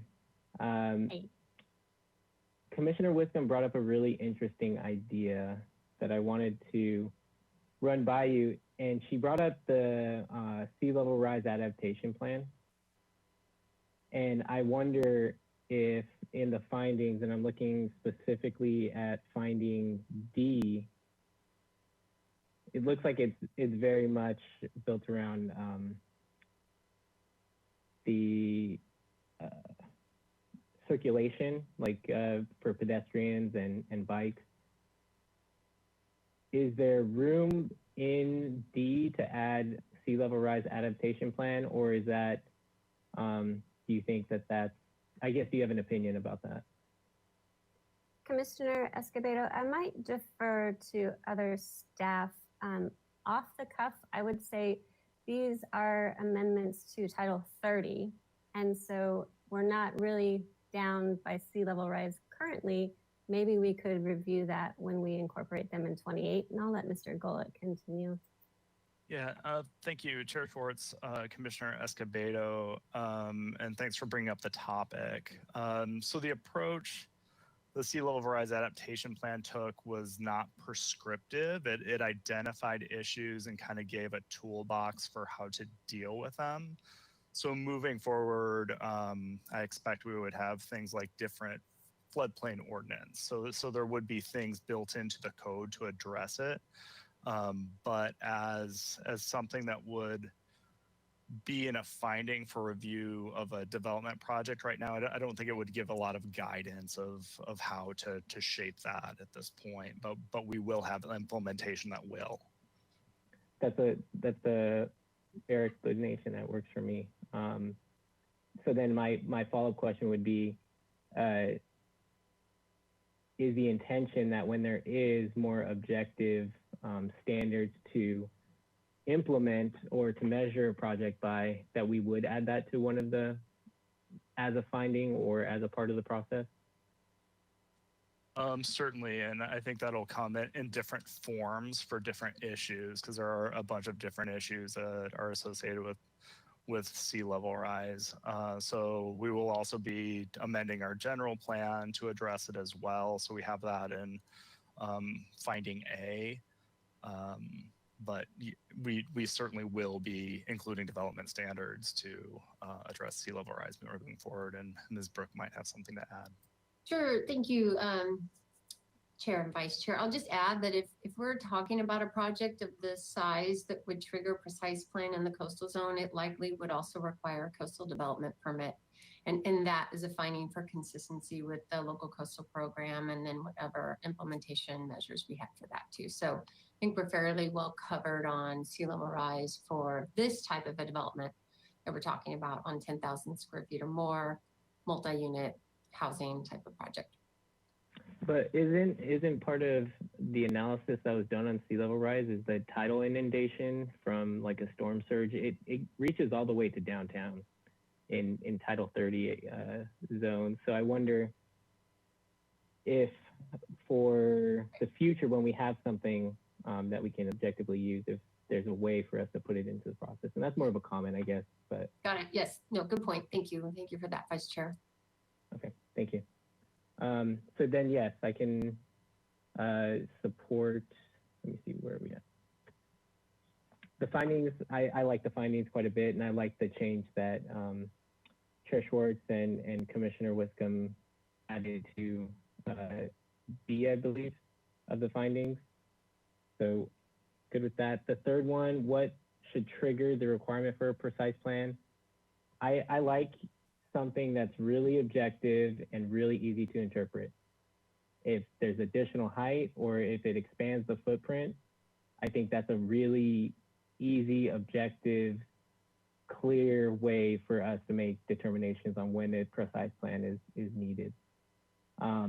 The exception that I would make is for solar panel structures. I know this came up for one of the parking garages, it's escaping me, the Granada garage, I believe, where solar panels themselves are exempt by state law, but the structures that hold them can be incorporated into height findings.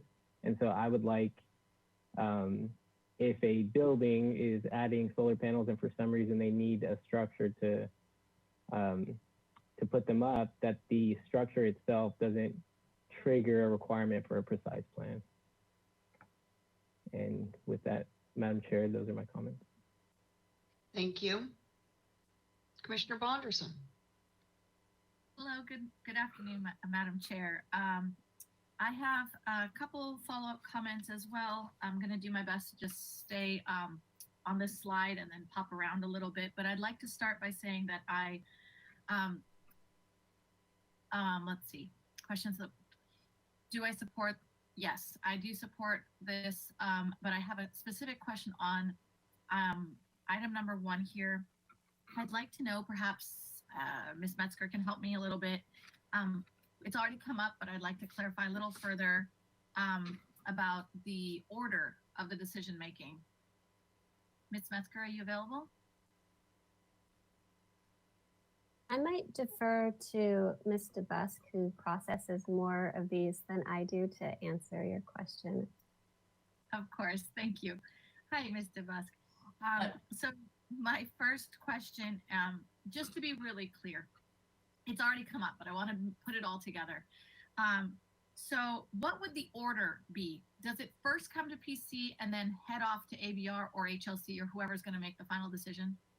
Yes. Commissioner Bonderson, that's a good question. So it would follow our typical process, which currently involves concept review at the design review board, then decision at the planning commission, and then a decision at the design review board. Great. And I'm assuming that it will continue to count towards the 5 design reviews. Coming to PC will count as one of those 5? Yes, that's a very good point. It will absolutely count as one of the 5. Okay. And is there ever a chance that it will come back to PC if there's any problem with the decisions that are being made or any questions that need to return? Can ABR or HLC ever defer back to PC for any reason? Commissioner Bonderson, I do not believe so, because the Planning Commission's decision is the land use decision on the project. Yeah, that I don't know any situation where design review could then send it back to Planning Commission. And lastly, I'd like to know if Planning Commission could possibly request the right at the stage of development of this to ever have a continuance, to either ask for some changes to be made to come back finalized before they do send it back to the design board, and or if they ask the design board to continue with it but have it come back at some point to really make sure that the land use decisions have been properly vetted, applied to the project. Commissioner Bonderson, As to the first part of your question, yes, the planning commission could continue an item if they wanted to see changes or have the applicant, provide more information or research something. For the second part of your question, I don't believe that it could formally come back to the planning commission.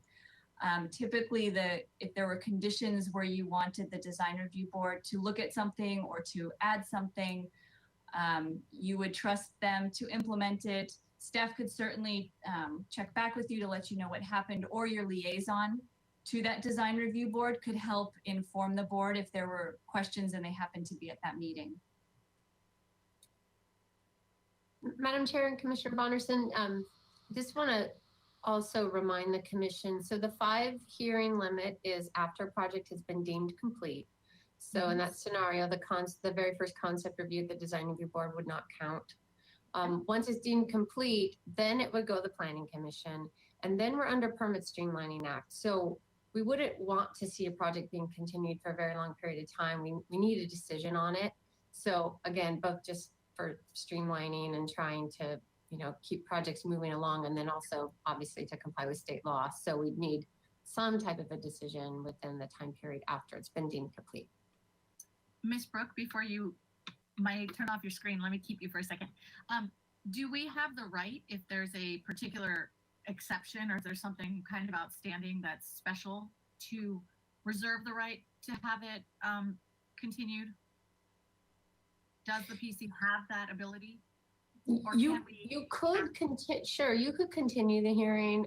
That happens on occasion. If it wasn't going to be a very quick, turnaround or to like a date certain very quickly, then there is an option for an applicant to grant an extension of the Permit Streamlining Act timelines.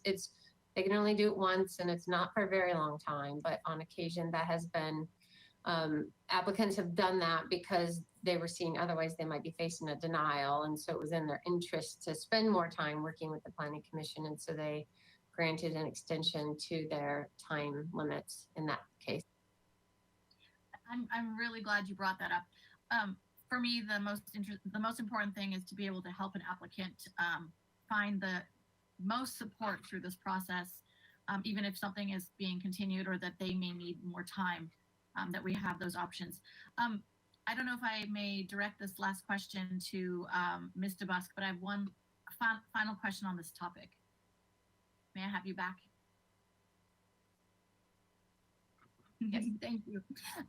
So last but not least, I wanted to know if this language can be the language that we're just discussing here about these options or the clarifications of where things go and what the responsibilities are of the Planning Commission, providing comments to have their follow-up design board holding the project accountable, to make sure that the PC's comments have been applied, so that there isn't any loose ends through the process.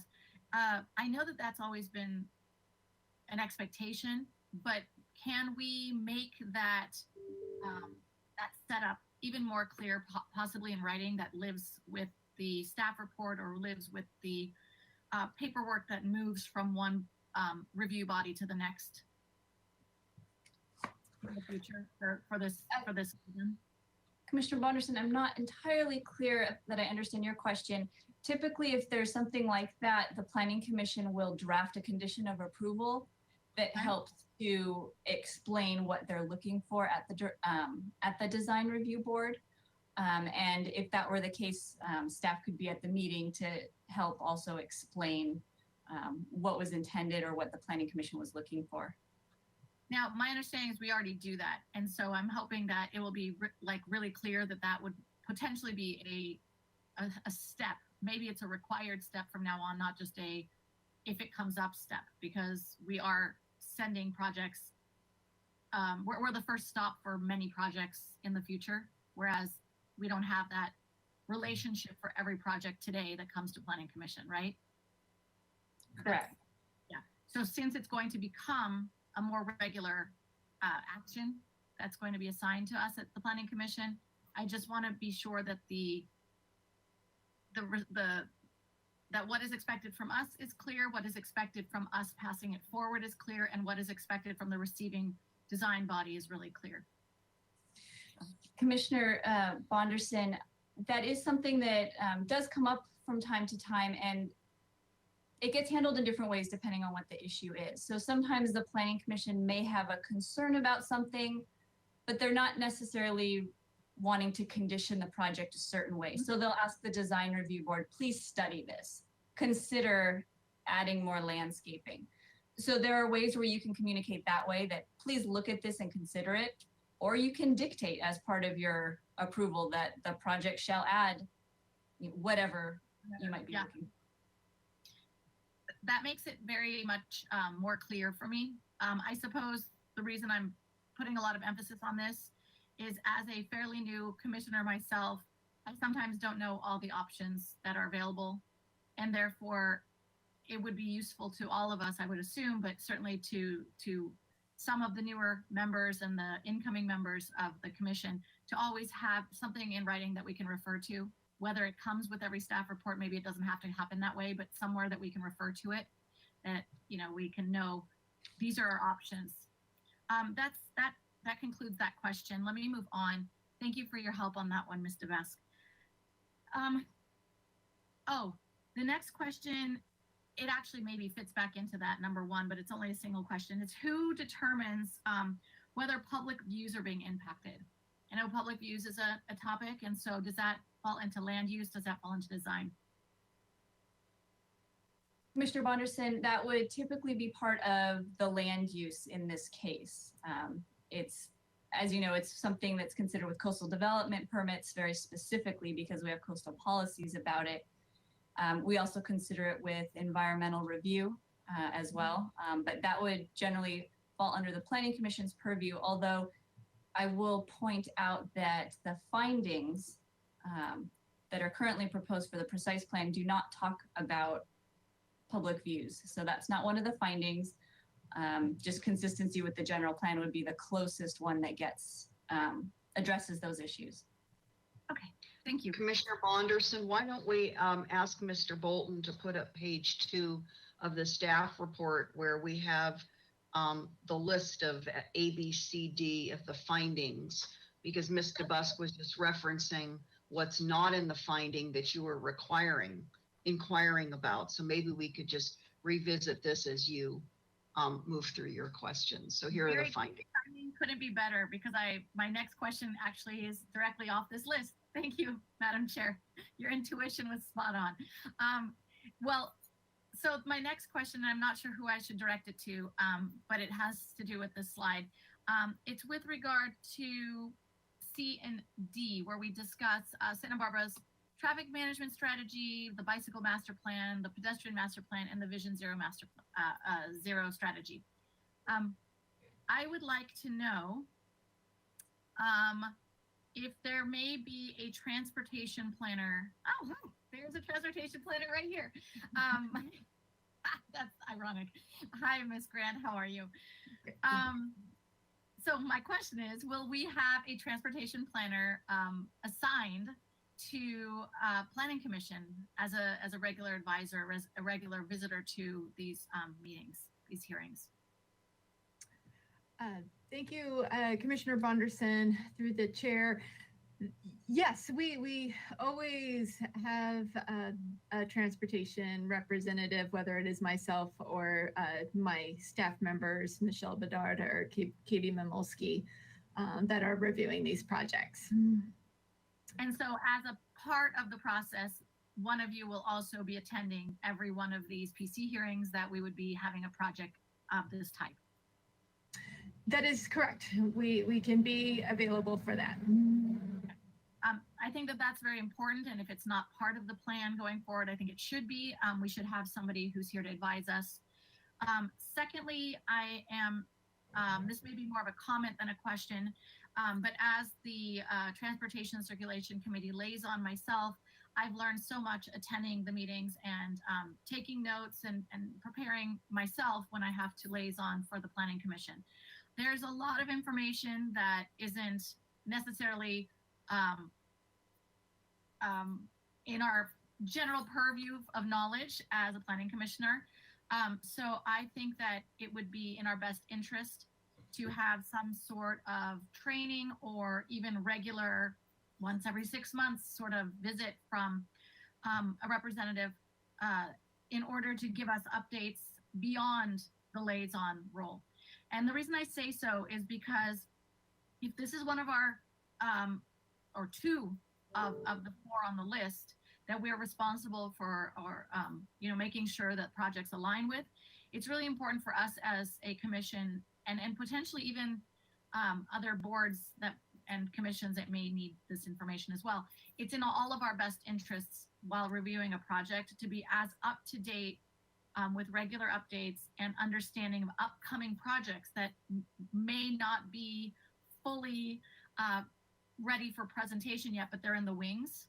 So we are thinking ahead on how these projects fit into these management plans and strategies and master plans. I think it's really important that we are very clear. I don't know if I'm alone in this opinion, but I think that these projects go very, very deeply hand in hand with other projects that are happening with the transportation department. So it's really important that we have the utmost understanding of it so that our decisions work very, very closely with what's going on in the big picture. I think without it, we won't be making the best decisions possible.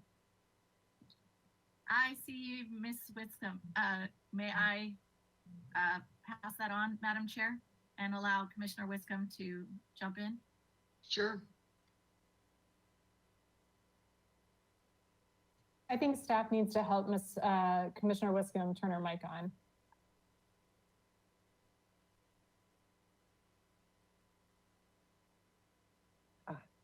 Got it. Okay. Someone muted me. I can't imagine why.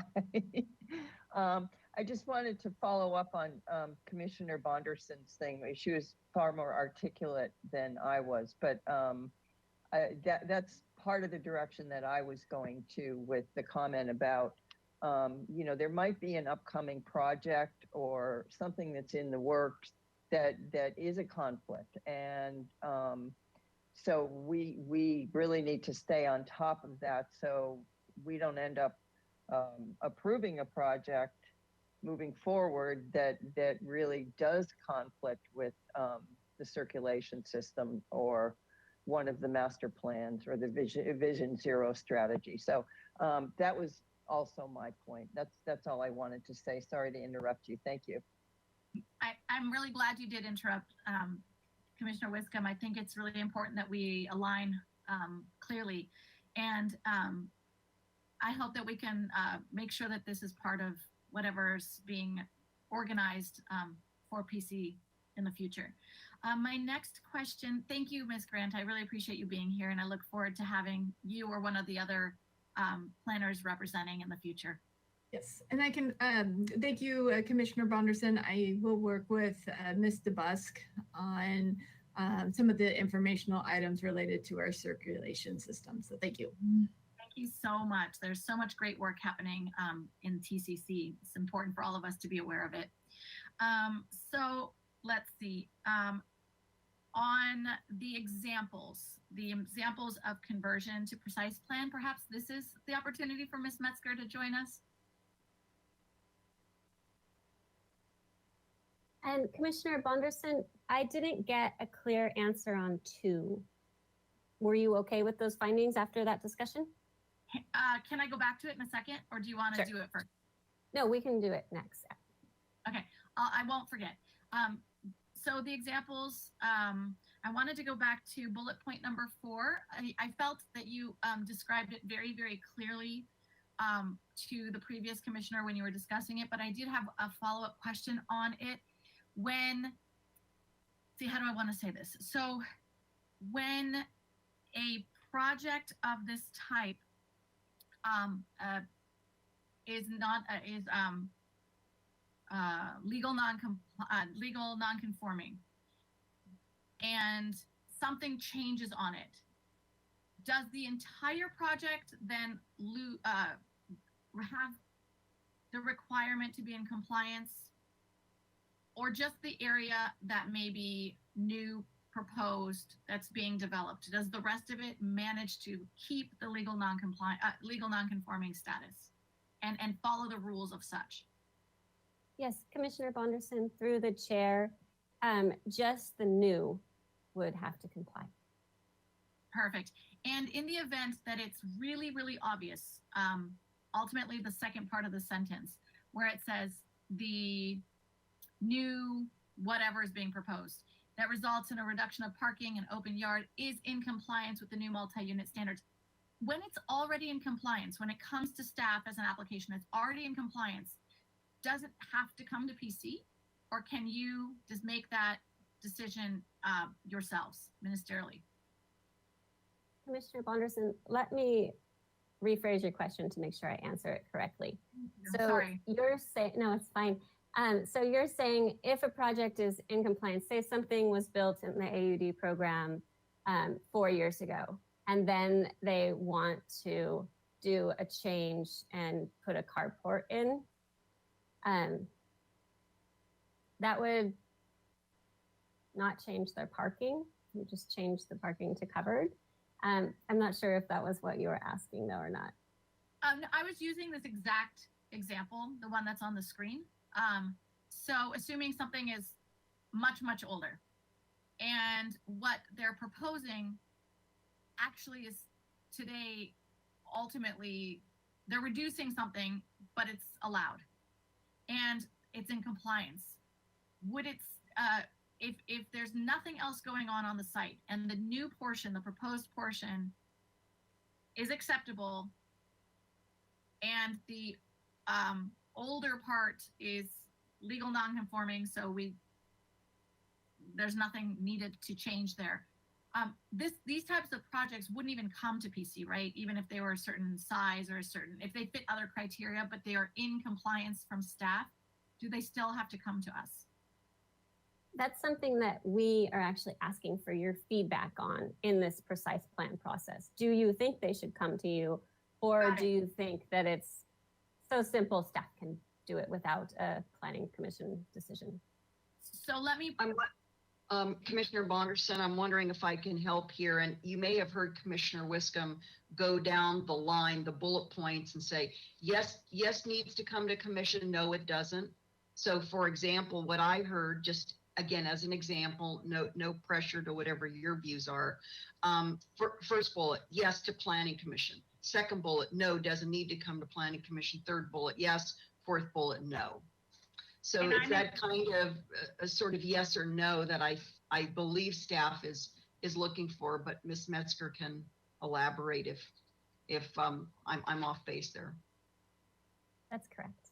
Yeah, and I wanted to use this opportunity now that I'm more clear about the final one. I'm in absolute agreement with that as well. So I'll make that really clear now and we'll leave it alone. I just needed that clarification for the last bullet point. Thank you. Would you like us to go back to the findings? I can continue with that now. And I'm almost done. So I had one other question. I'm not sure where it'll fit, but then I can complete the two remaining.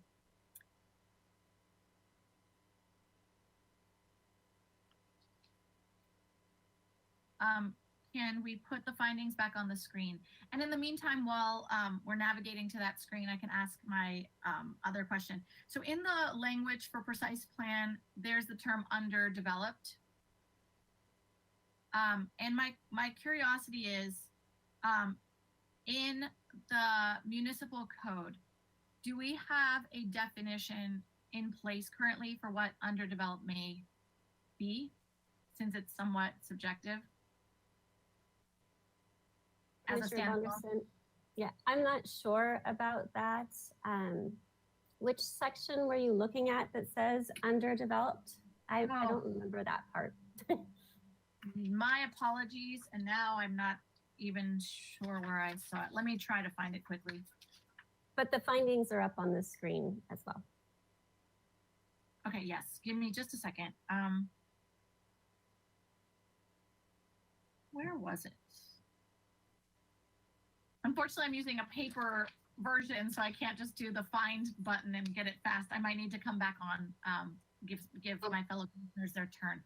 Commissioner with- Blunderson, I have found the word. If you'd like to go to page 3 of the staff report, Mr. Bolton, it's in the top paragraph.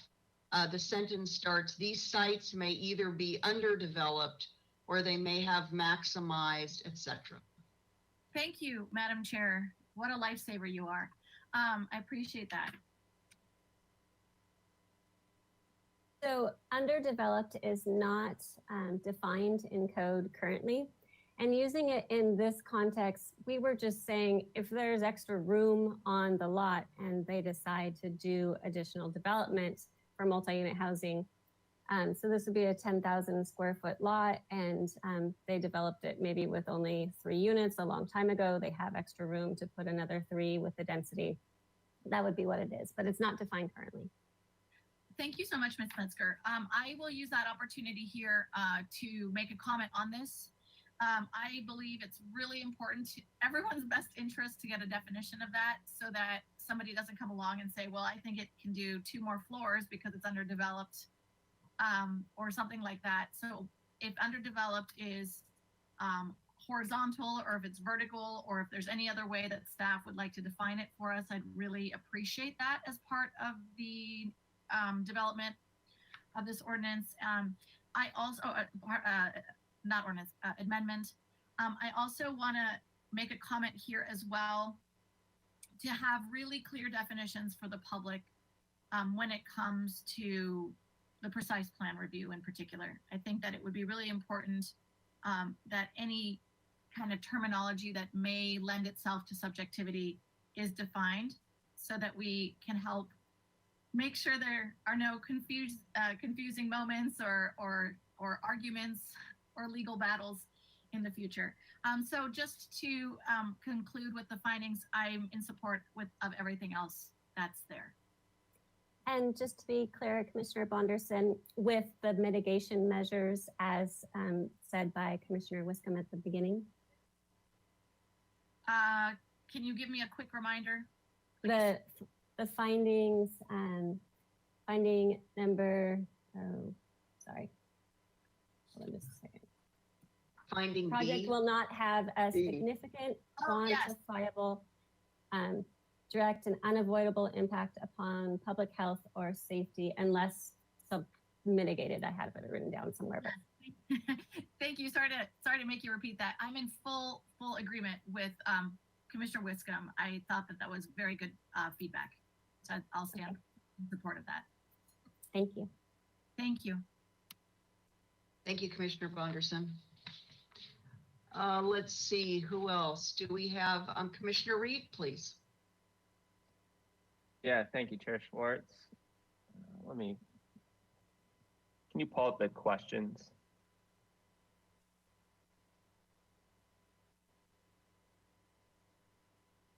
Thank you. Yes to number 1.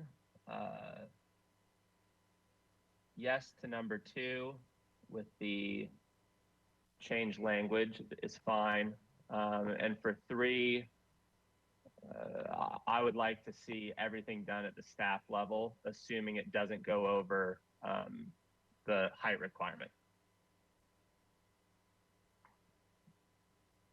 That's it. Commissioner Reed, I have one question for you. I've heard both a height increase and footprint expansion mentioned. Are you in favor only of the height increase triggering the PC review, not necessarily footprint expansion, or do you have other thoughts about that? I don't care about the footprint expansion. That can be handled at the staff level as far as I'm concerned. And then I'm okay with a height increase being handled at the staff level, assuming it doesn't go over the height limit for whatever part of town it's in. Okay. Staff, do you have any questions or just for clarification for Commissioner Reed, Ms. Brooke? Thank you, Madam Chair. maybe it's not clear. The nature of this question is to help us understand when when the planning commission would want to see a precise plan, when something's changing on an existing property that's developed, to look at it for land use purposes, because presumably it might trigger design review. Someone's adding a carport, someone's changing some landscaping, someone is, adding units within the building. Maybe it has exterior changes that might require design review. So there'll be that part of the project review. Staff will, of course, review it for compliance with zoning standards. So it's really that question of when something is changing enough to the site that you believe planning commission should look at it from the land use perspective and then have to consider those findings that we're discussing with you today. So I'm not sure if that maybe helps. You might presume that there would be some discretionary action on the change to the development, just doesn't trigger land use consideration by the PC. Yeah, I guess my answers still hold. Okay. If that triggers a design review from ABR or HLC, fine, but I would try to keep it out of planning commission. Okay. Any other thoughts, Commissioner Reed, at this time? Like on the the particular findings, did you have any questions or comments on those on page 2 of the staff report? I don't. Okay, very good, thank you. Let's see, did we go through all of my colleagues here? Let me just see if anybody, Commissioner Higgins, I think you may have cut short some of your questions to move on. Did you have any follow on now that you've heard from others? Yeah, thank you for the prompt. I want to just remind everybody that the reason 2 years ago this was discussed at the council level that the planning commission should be the review body was because the design review boards were struggling to get these AUD projects approved. They were wading into land use issues. So I recall explicitly that the idea was to send these to the planning commission because the council wanted the projects approved faster and more comprehensively in one hearing.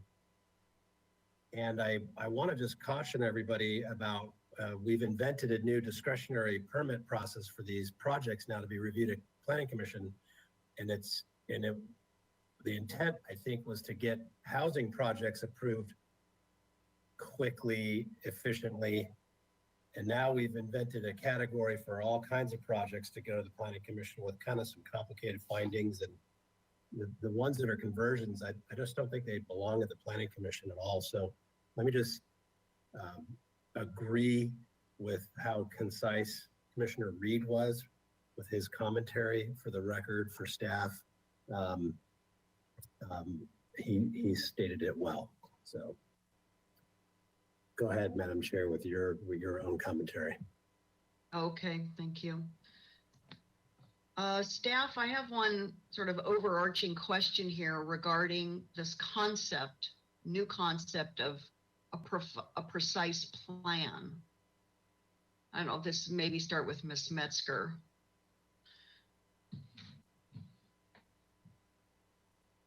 When the Planning Commission, let me take us back to when the Planning Commission itself began discussing and making recommendations to council on which type of, or types plural, of AUD projects would benefit from and should come to Planning Commission on all land use related decisions separate from design at ABR and HLC.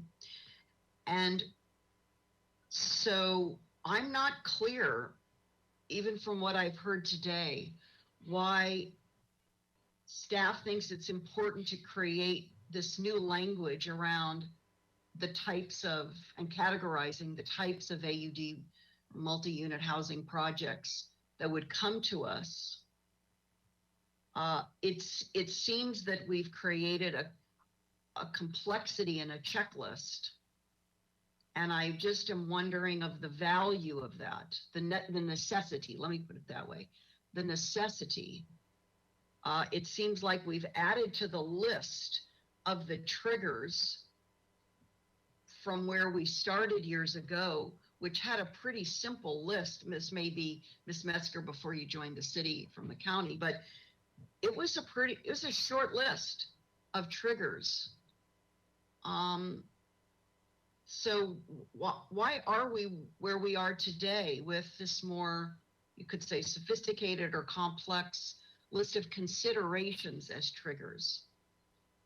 Chair Schwartz, what we're doing here today is giving you examples that we came up with thinking about what could happen on those bigger lots that are underdeveloped, and getting your feedback on if you think any trigger is necessary at all.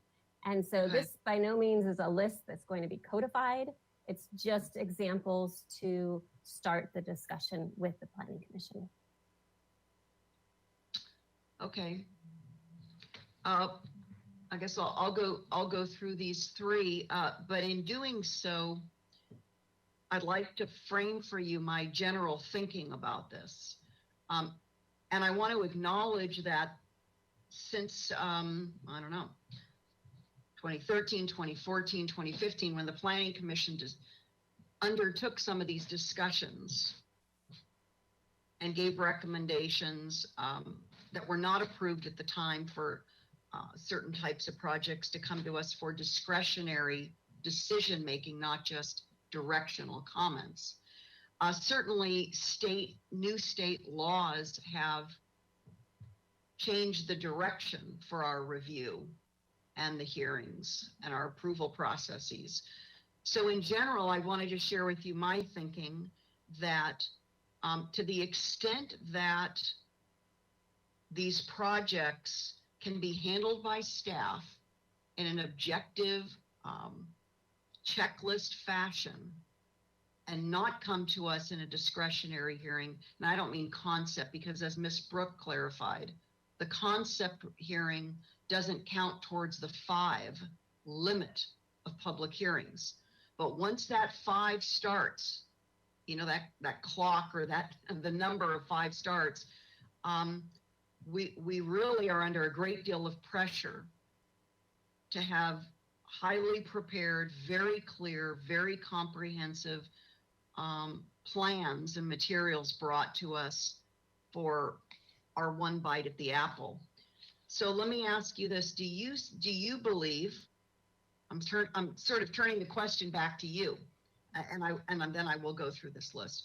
Do you think that what you've presented here today is the most streamlined process that would give staff the greatest opportunity to ministerially or administratively make some decisions on these projects, to only then forward to the Planning Commission those that require the most robust land use decisions? I'm really trying to pull this apart. You see where I'm going?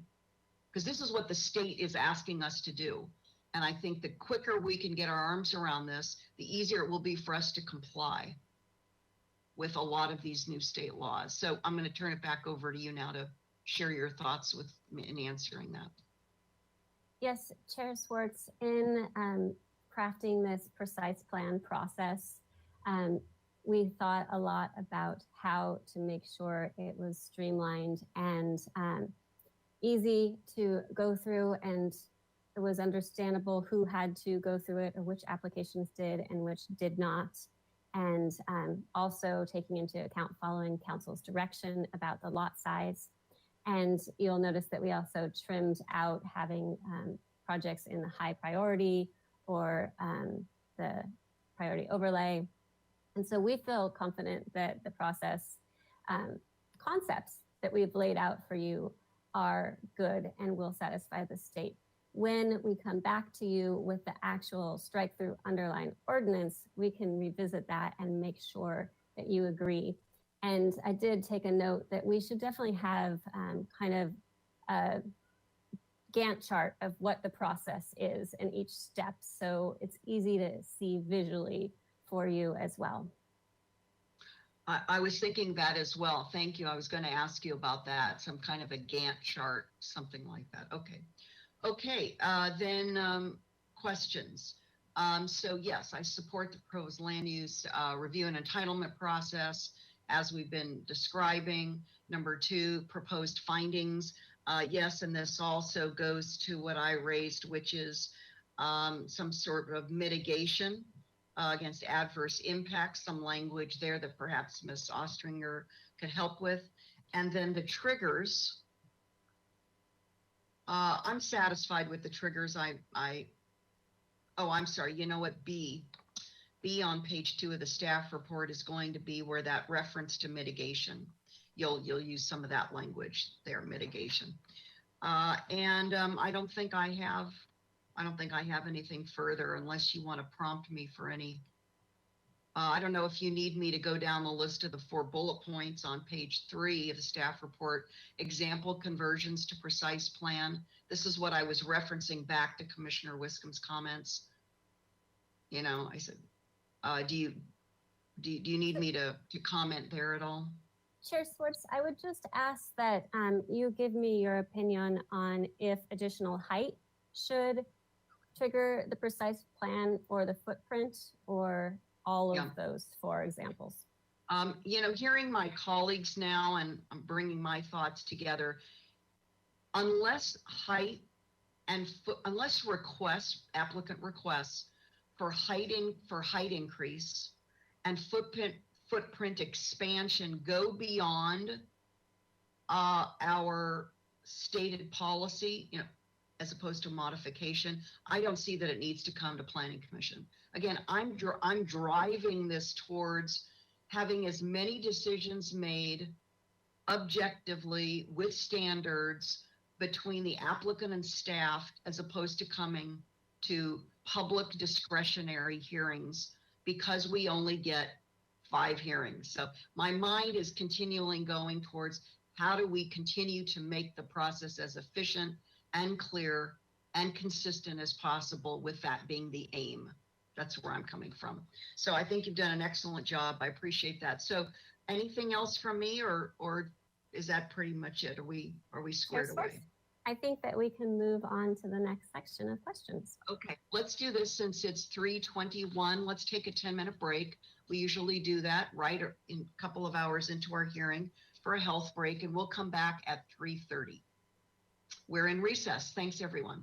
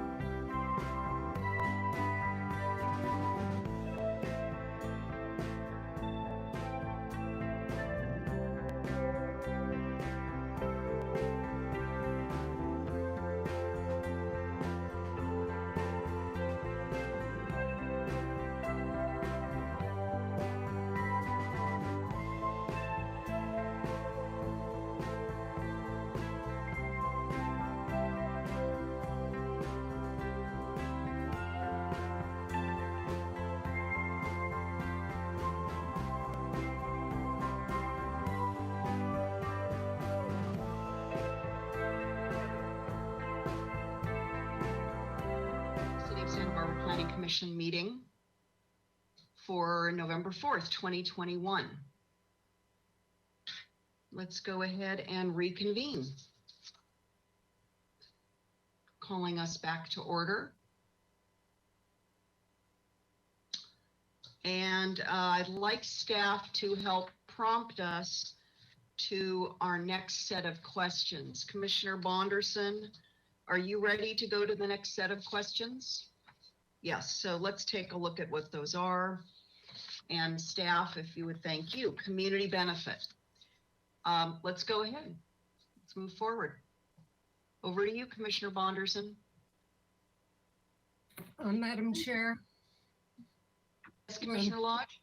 Yes, if I may, I would like to provide some background on this issue. I was on the Planning Commission. When I came on in 2009, the general plan update had already been in process for a few years. And I was on the Planning Commission's subcommittee that was assigned to work on the general plan update. I attended all of the meetings of the City Council ad hoc committee where the various issues were sometimes rather stormily hashed out. And never was the inclusion of plain rental housing discussed. What was intended was that the community priority criteria already in place for non-residential development would be used. When I worked on the general plan a lot, and went through it several times, and I did not notice but it was after it was adopted in December of 2011 that all of a sudden this phrase of this plain rental housing was included. I do not know where it came from. As I said, it was not discussed. And it definitely does not belong there. It doesn't make any sense to be there. The whole AUD program was to be, yes, that incentivize rental housing, and then and it did become, we did start getting lots of rental, and hundreds of rental units have been built under it since. But it was never discussed, and it didn't belong there in the first place.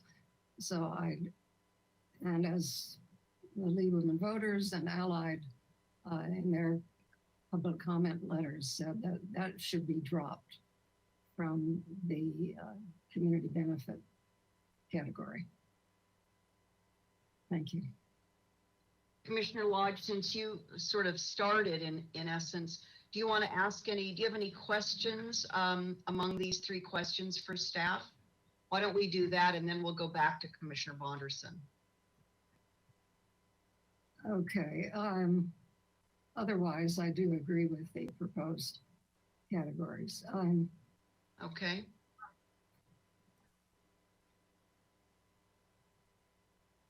And I'm going to have to ask a question about what are the previous precise plan findings?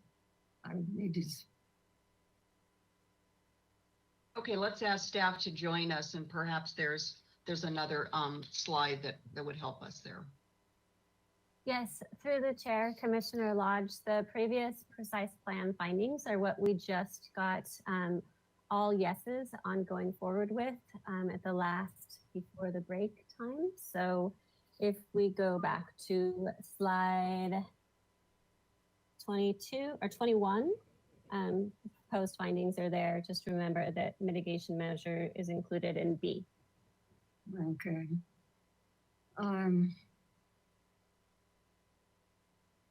Okay, and then back to the question again.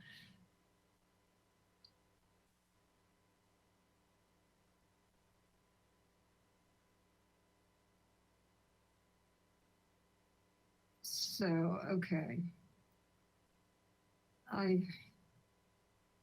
I'll say yes on that, and would be in favor of replacing the height findings with the precise plan findings.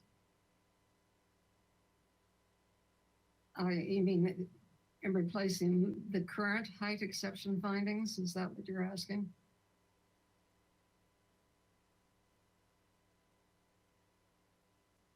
Jessica, you're muted, so I'm sorry, we can't hear you.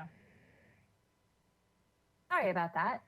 In the beginning of the presentation before, I showed a slide with the existing very subjective height findings, and we're asking that you replace them with the precise plan findings. So that is on slide 27.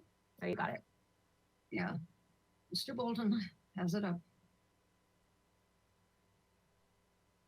And just as a reminder, the state keeps moving us towards more objectivity, and these are very subjective. We've also heard from design boards and your commission that there's frustration with having to prove what exemplary is, and moving to the precise plan findings that you just gave us the go-ahead to review would just simplify the process.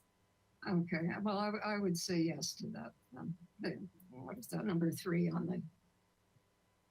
Thank Yes. you. Oh, good. Now we're back to the slide. Thank you. Excellent. Anything else, Commissioner Lodge, on 1, 2, or 3? No. Thank Okay, you. thank you so much. And now we'll go back to, Ms. Metzger, yes, before we go back to bring back Commissioner Bonderson? Yes, through the chair, just one question. Is there any affordability amount that would qualify rental housing that wasn't completely affordable to get community benefit in your mind? And you don't have to answer now, but I'd like you to think about that. It doesn't have to be all or nothing. It could be if they provide 20%, 30%, would then they qualify in your mind, Commissioner Lodge? Okay, I'll think about that. Thank you. Thank you. And thank you, Commissioner Lodge. Ms. Metzger, while we're waiting for Commissioner Bonderson, if you could consider something as the commissioners ask you questions.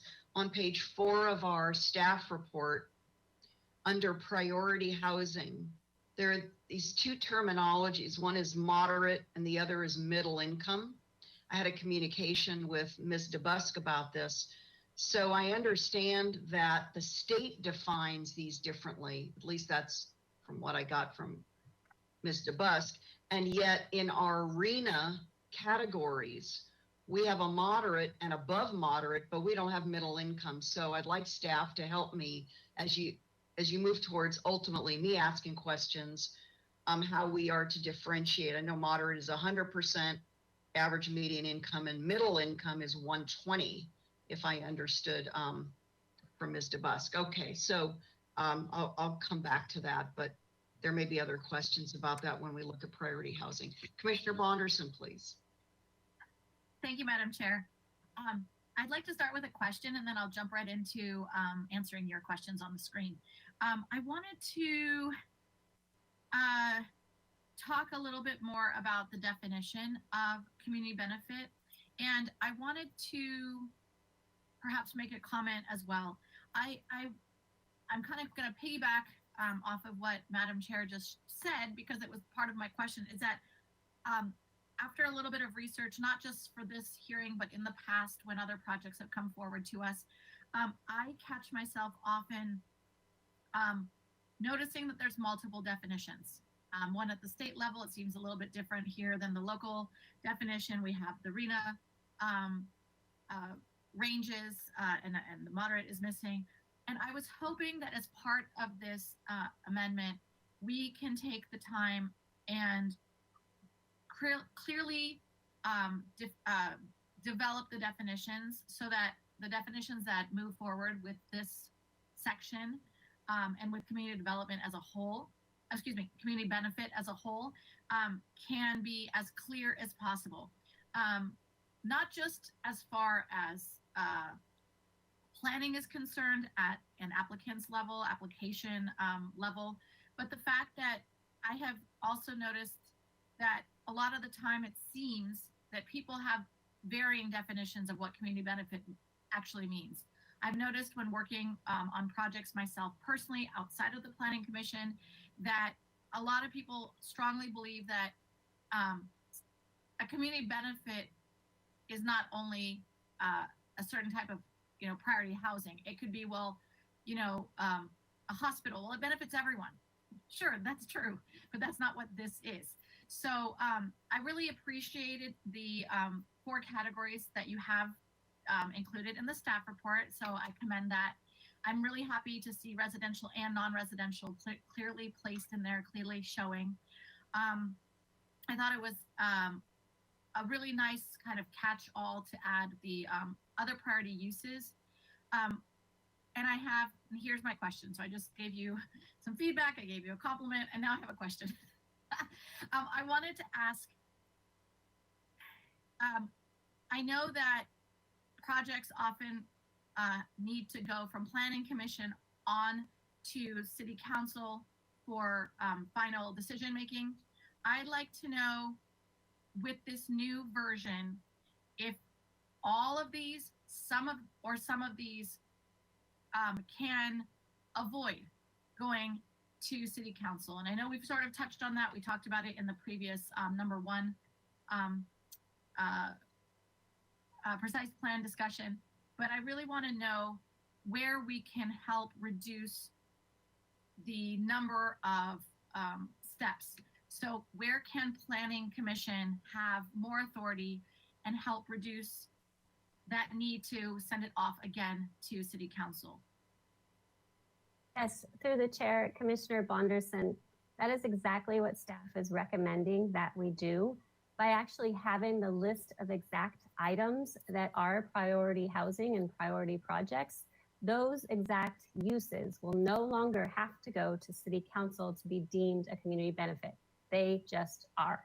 And so that's why we're asking you if you like all of those uses in this category for 1, because if you think one of them should go to City Council, maybe we should take it out. If you think there's things that we missed, maybe we should add some more. But we also left that catch-all of, if we didn't have it on these lists of things, of uses, then they can still go to City Council. So we're eliminating one hearing in this process. Awesome. My understanding was only number 4, other priority uses, only that one goes to City Council. Did I understand that correctly? So if you go one slide back, Mr. Bolton. By the way, I should have asked that question a little differently. From my understanding of your recommendation, and your request for feedback from us, what is the only one that would ultimately remain to go to City Council, the other priority uses, because it's more vague and they need to review it? Yes, so if they're not listed on this list or on the slide before this, which is the housing projects, and they think that they deserve community benefit because they have an economic impact to the community or a cultural impact we didn't think about with these definitions, that is the only time when they would go to City Council. So these uses won't. These uses, okay, so that helps me clarify. I did hear it in the presentation. I'm sorry if my question was really wordy, but I really wanted to make sure I understood it. So thank you for the clarification, and I really appreciate you bringing me back to this slide because this is where my question popped up. So I guess my only follow-up question for this is, does the decision, is there ever a time where staff might receive a project that is on this list that they feel may need to go to Planning Commission? I'm sorry, that Planning Commission may feel the need for it to go on to City Council and add that as part of the review at that time? Or do we already know when staff reviews a project that it's only going to Planning Commission and there's no open end for further discussion? Is there an exception to this? No, we are removing that sort of redundancy in these edits that are coming to you and making sure that there's just one path for projects and they don't get sent from one place to the other. Awesome, thank you. That completes my questions. Again, I apologize for the redundancy just in my questions alone, as we're trying to reduce the redundancy. And I will be very quick to say that I support the questions that were on the original screen. So we don't have to go back to that. Thank you very much. My feedback. Thank you. Thank you so much. Commissioner Wiscom. Thank you, Madam Chair. Okay, I'll be very quick here. I very much agree that we need to eliminate market rate housing with 10% inclusionary from, or whatever is required at this point, 10% from the community benefit list. I think that has no place there. Housing Authority spoke to that. We need to have that category needs to be the very low, and moderate category for it to qualify for community benefit. So do you agree with the proposed categories? I do, with the exception of that category. I think it needs to go. These other two questions I haven't seen before. They weren't in our staff report. Ms. Metzger snuck them in here, I think. I didn't see them in here. Are the previous precise plan findings sufficient for the height exemption? And my understanding is that community benefit projects do go through the precise plan process. So there's no need to double it and do that. So the answer to that, it is sufficient. And number 3 would be in favor of replacing, yes, and yes, emphatic yes. We have struggled with those findings for a long time. So replacing those is great. And I just wanted to add that I liked the addition of the economic or cultural benefit projects to the list. I think that covers some things that weren't covered, that may not be covered. So I think that's a good addition to the list. And I'm really not sure about new vehicle sales. I've really struggled with that one, so I'll just say I'm struggling with that. And Ms. Metzger, you had asked if there was a percentage of inclusionary that could qualify for community benefit that wouldn't be 100%. I don't really know the answer to that. My gut tells me maybe 50%, but I did appreciate I appreciated what was said by Ms. Montenegro from the Housing Authority about, the rental housing. It should be the very low or moderate categories for it to qualify for community benefit. So I think I'm going to stay there for now, and I'll hear from my fellow commissioners and may change my mind on that since you've thrown in the percentage. Thank you. Thank you. Commissioner Higgins. So I think the categories of community benefit need to remain with projects that are market rate remaining as they were intended. I don't understand how the Housing Authority can come on, or other speakers can come on and say that wasn't the intent. That would be strange that it lived there for that long, unless it was the intent. We do have a valid concern in the community that the pricing is beyond what we thought it would be for market rate apartments. But remember, we're at the peak of a market cycle. We have pent up demand. We have a lot of apartment projects that came out of the chute with a lot of amenities.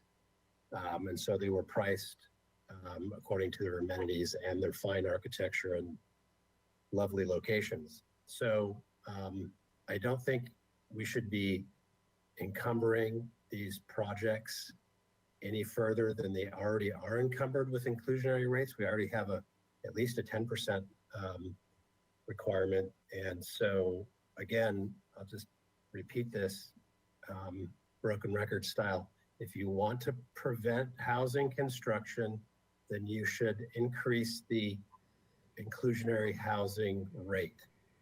If you want housing production, then you should decrease the inclusionary housing rate. Inclusionary housing price restrictions are an impediment to housing production. So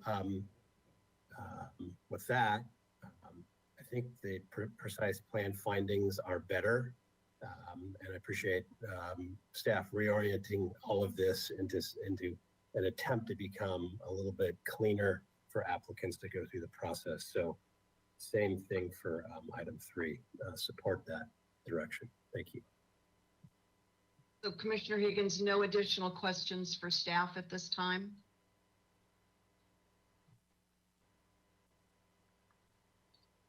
Not yet. Okay, and then let me ask you, Commissioner Higgins, so on page, hold on, Commissioner Higgins. On page 4 of the staff report, where we have these 4 categories, and you heard Commissioner Bonderson wade into some of them with Ms. Metzger. Priority housing, priority project, new vehicle sales, other priority uses. Do you have any thoughts about that before we ask who else has any other commissioners with questions? Quite honestly, those are pretty significant changes, but I don't want to bog us down in the weeds. So I'm okay with where they're at. I don't really think we're here to monkey with vehicle sales. So that's a policy decision that council made a long time ago about tax revenue and probably around the time of Prop 13. So I'll leave that there. But thank you for the prompt. All right. Who's next with questions? Commissioner Lodge, did you come back on with questions? I don't want to get too much into a back and forth on history. You know how I feel about that. Well, I just wanted to add on the new vehicle sales that was done. That area where the auto dealerships are now was specially created because all the auto dealers, which had been at the intersection, near the intersection of State and the freeway, not all of them, but most of them, were wiped out because of the construction of the freeway. They needed a new place, and the city wanted to hang on to the tax revenue from car sales. So I do think that it's time to remove them from the necessity of going to the city council for any additions or changes that they may want to make. Okay, and as we look at the language, Commissioner Lodge, that staff has here, staff is not suggesting any changes to the definition and only proposes to eliminate the need for city council to make this. So you're in agreement with that, right? Complete agreement with that, yes. Yeah, got it. Okay, I'm sure staff is taking notes. Thank you, Commissioner Lodge. Who would like to go next with questions on and any commentary on community benefit? Commissioner Reed, please. Yeah, thank you, Chair Schwartz. Okay. For the first question, I would also remove rental housing as a priority housing qualifier. It's all very confusing to me as depending on what council does with the tier 3 and 20% of, I'm not going to propose a percentage for affordability because I think we start kind of cannibalizing ourselves. So I would just remove that entirely as a community benefit, rental housing. And would just comment that should there be a will to provide higher heights for rental housing, then increase the height by right. So that's that for 1. For 2. Could I ask you, Commissioner Reed? So I know we're going back and forth in a couple of slides here. So as I read, or the staff report in slides, so as I read the language under priority housing, it currently consists of employer-sponsored housing, limited equity housing, cooperative, multi-unit rental housing. Is it that that phrase in that category that you're unsupportive of, multi-unit rental housing, because then it goes on to say multi-unit housing affordable too, and then it gives these income categories. What's your question? Well, my question is about exactly what you're not supportive of in the way of including or keeping, actually keeping rental housing in this category and as a community benefit. I do not believe that rental housing without affordability is a community benefit. So I believe that should be pulled from the priority housing category. Okay, so the income categories of very low, low, moderate, or middle income, transitional and supportive, are you in favor of keeping those as community benefit or Yes. not? Okay. So moderate with inclusionary, middle income with inclusionary. Is that what you're saying? The coupling works for you, but not decoupled, so to speak. Is that right? I'm getting confused at this point. Rental projects that don't have affordability, I don't support those as priority housing, as community benefit projects. Okay. Now, we can ask staff for clarification on the affordable multi-unit housing projects. To me, the way it's written, it sounds like those are entirely affordable projects. That's right. That's why I was pressing. I wasn't trying to confuse you. I think what I was trying to tease out was a further understanding of the language that's before us, and then relative to your comment, I don't support anything in between. Okay. So I would not offer, nor would I support a lower percentage of affordability, because it's too convoluted as we talk about FAR incentives, which in tier 3, which I also don't support. Okay, let's keep going with your thoughts, Commissioner Reed. If you had any further, we can go back to the other slide. Okay, so for 2, yes. For 3, yes. Okay. Any other commentary you want to give to staff, since this is just a discussion item? No, I think it's been well said. Okay, thank you. Commissioner Wiscombe. Thank you, Madam Chair. I just wanted to make sure that if you could go back to the prior slide where we show the rental housing, multi-unit rental housing category. I think if I'm understanding Commissioner Reed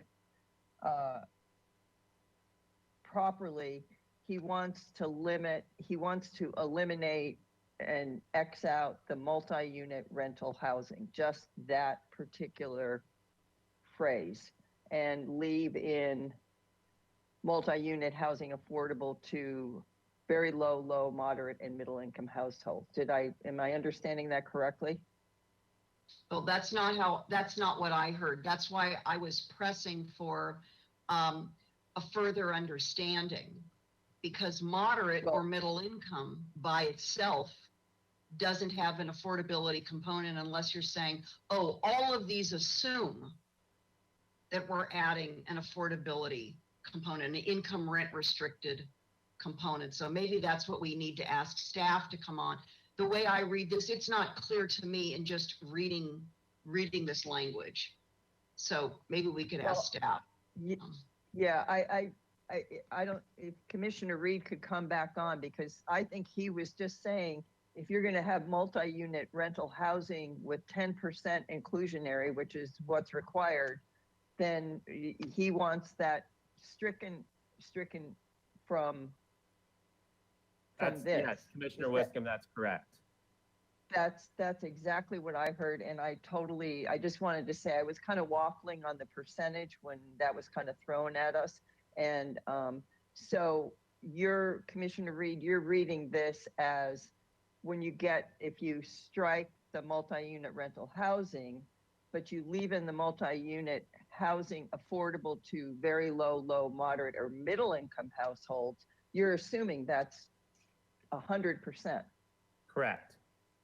That's exactly what I thought you were doing. And I totally agree with that. That's my only comment on that. So I just wanted to clarify that because I was waffling before, but I think Commissioner Reed made it very clear, and Commissioner Lodge's, it goes to Commissioner Lodge's comments too. So thank you, Madam Chair. And Chair Swartz, I think that I could have clarified the staff report, and after multi-unit rental housing, comma, deed restricted multi-unit housing affordable to very low, low, moderate, and middle income. So just imagine that word is there, please. That's a great change. So and I think Commissioner Reed would agree with that, deed restricted. Yeah, and I that totally covers my bases, and from what I heard from Commissioner Reed, covers his bases too. So thank you. Thank you. Additional Vice Chair Escobedo. Thank you, Madam Chair. This is one I've been struggling with. Ms. Metzger, I have, I think, just one question for you. It might need more staff too. So I think what I'm struggling with is it's hard to imagine in downtown where the land prices are so expensive, getting 100% affordable at low, very low, or moderate income. And I think one of the things that I struggle with is that we have the same development process for truly affordable projects, and then that same process for market rate. And I'm wondering, from your research and from your experience, are there jurisdictions, or is it possible for us to set up a completely I don't want to say completely different, but a much easier, quicker, streamlined, more ministerial approvals process for truly affordable projects? Because I think that's where the frustration is I don't necessarily, I'm as you can tell, I'm really struggling with this. When you say community benefit, it really does come to mind like low, very low housing authority projects, basically. There's an argument to be made that rental housing, when we haven't built it for decades, also is a community benefit. I think that's where this originally started. Are there other ways that we can added incentives we can give the housing authority and nonprofit developers that are truly building affordable housing? Through the chair, Commissioner Escobedo, and if anyone wants to add to my answer, feel free. So at this point in time, the state gives state density bonus for affordable housing projects. Before we even removed parking last summer in 2020, they could not require or not have parking on site. And they have actually decided to use the AUD program for the last couple of projects that they've built because they like those standards better. As far as further streamlining for affordable housing projects, unfortunately, they still have to go through design review. And if you're in El Pueblo Viejo, you need to go to the HLC and make sure that the community is all right with the project. And so I'm not sure there's anything else we can do, and I welcome anyone else's comments on that. Sure. Thanks. I'm happy to add to that. Thank you, Ms. Metzger. So state density bonus law changed in the last couple of years such that prior to, and I don't remember exactly what year it was, maybe 2-3 years ago, the Housing Authority did use the AUD program to at least get that 63 units to the acre as their baseline density. And then they would request a lot area modification, which is fairly easy to approve. One of the findings for a lot area modification is that it's for 100% affordable housing. But when state density bonus law changed, there's actually a tier within that law now where if 100% of the units are affordable to low income, they get unlimited density. And so that's recently how the Housing Authority was able to take that approved project at 110, 116 East Coda Street. It was an approved AUD project, and double the number of units without any need to come back for an approval other than the minor exterior changes. So they get unlimited density for 100% low income. They also get some development standard waivers and concessions. So if they don't meet open yard or some setbacks, they can ask for that. So it can, if a project qualifies for the state law, that's already sort of built in. Ms. Metzger's right, it still requires design review. We can't get around that through the city charter. We do try to prioritize those projects on our agendas. But if there are other things that we think of or that you ask us to look into, we can consider. Maybe there's another step somewhere we can remove along the way. I think one would be having that same incentive that's available at the state level for low income, for moderate units too. I would love to see that the commuter lot on Cabrillo Castillo to be as dense as possible. And I think something like that would be really helpful. I think that might be a topic that we're bringing to you at some point in the future, this interim way to try to provide for more dense projects, higher density projects through a mechanism that has yet to be created. So that might be a good opportunity to talk about that. And then Vice Chair Escobedo, one other thing that I was reminded of while off camera is they could also apply for an SB 35 project. That's another state vehicle that helps expedite the process. And at that point in time, they would look at our objective design standards that I believe you guys approved them or recommended approval for them earlier this year. Okay. Because where the conflict, and I'll just kind of think out loud, I guess. The conflict is, and the reason why it is such a compelling argument is you have nonprofit developers who are on level playing field with private developers. And if we really want, I don't think that should be the case. I mean, in the past, we used to have funding streams for them, a lot more funding streams. And so ideally you would build it into the development process as well. And I get that there's state vehicles. I'd also challenge us to go beyond what the state mandate is, because state basically sets the floor and we should be going beyond that to give added incentive to nonprofit developers and the housing authority. So I challenge us to do that. I'd like staff to think about ways that we could do that. And it sounds like we'll have something coming to us for moderate. I'd like to throw this idea out there. I know that on the priority housing, maybe we do strike multi-unit rental housing as it relates to market rate housing, but on here it says very low, which I believe HCD delineates that as up to 50% of area median income. Then there's low, which is up to 80% area median income. Then there's moderate, which is up to 120% area median income. And then on the staff report, it says middle income.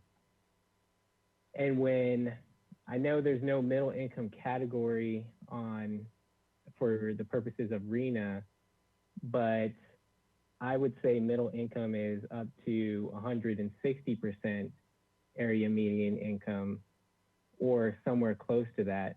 And I would say that if a project, because I think that when the AUD program was started and we were thinking about market rate, I think it was probably around 160% area median income that people were thinking the first units that got onto the market, that's around where they would be.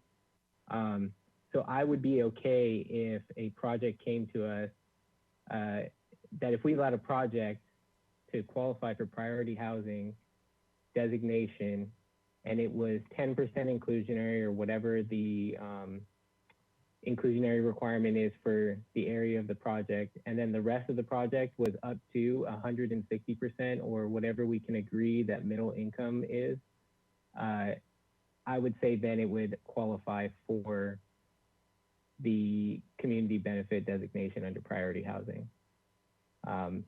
Because I don't know that if we cap it at 120% AMI, that we can honestly say, especially going into next year when we're going to open up our housing element, I don't know that we can sincerely say that we are going to generate tons of housing downtown, and we've already agreed that's kind of where we want to prioritize these multi-unit projects. So that's the struggle that I'm having. That's the solution I'm going to throw out there. I'd be interested to hear what others have to say about that, or even to get staff's opinion on that. But that's kind of where I'm at. I'm really, really torn on this particular one. In regards Vice Chair to, Escobedo, what are you reading for middle income? Where are you reading from that shows up to 160? I just want to understand your rep. I nowhere says up to 160. That's a number I threw out there and said that's kind of open to discussion. HCD only has very low, low, moderate, and then above moderate. And after that, it doesn't have any designation. So I was suggesting providing a vehicle for projects that came to us with whatever we want to designate middle income as. Maybe it's 160%, that was just a suggestion, that it would qualify under priority housing. Because I think that when people, before the first project, I think had it been around 160% AMI affordable for those units, people would have been okay with that, I think, or close to. Ms. Brooks? Well, with Ms. Brooke here, Ms. Brooke, could you also, and I'm going to turn it back over to the two of you.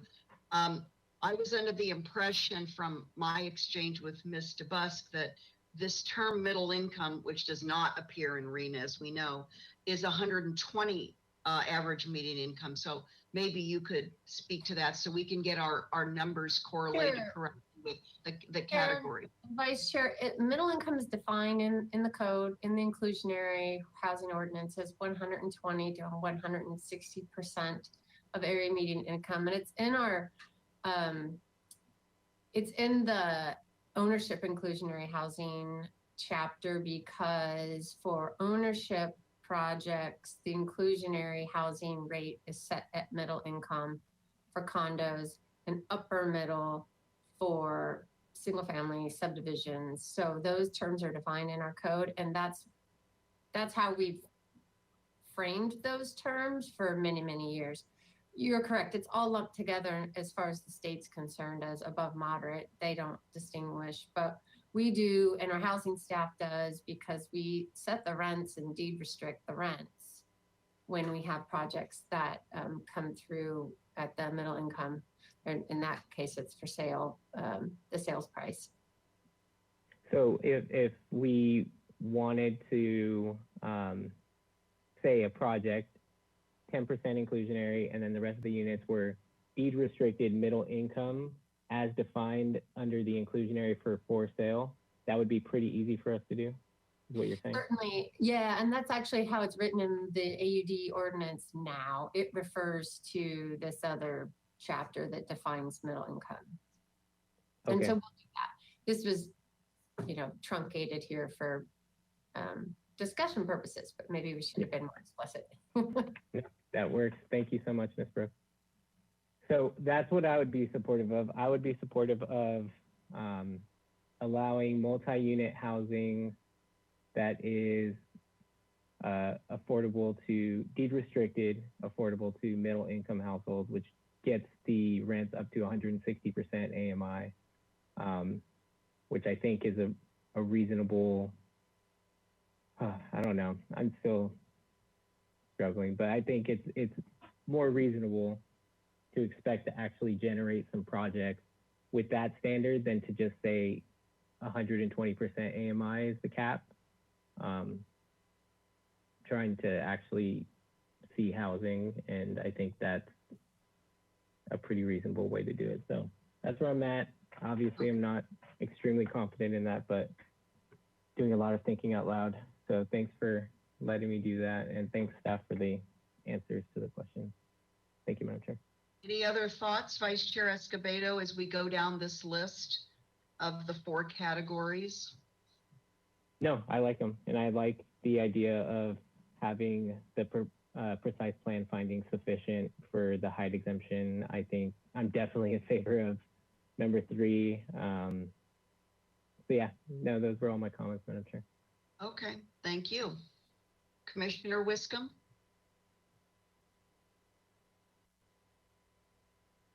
Thank you, Madam Chair. I had a question for Vice Chair Escobedo. So if I'm understanding, if he could come back on, if I'm understanding him correctly, he would leave in he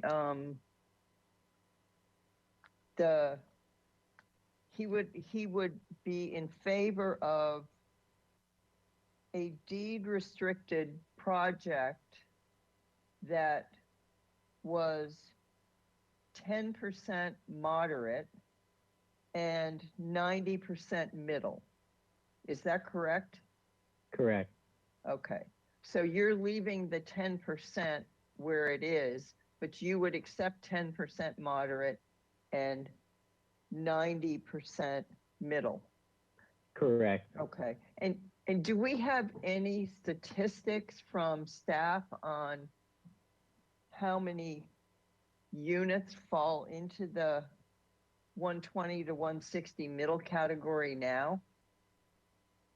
I mean, do any of the market rates fall into that, or are most of them off the charts above that? And this doesn't have to be a real technical answer. I'm trying to,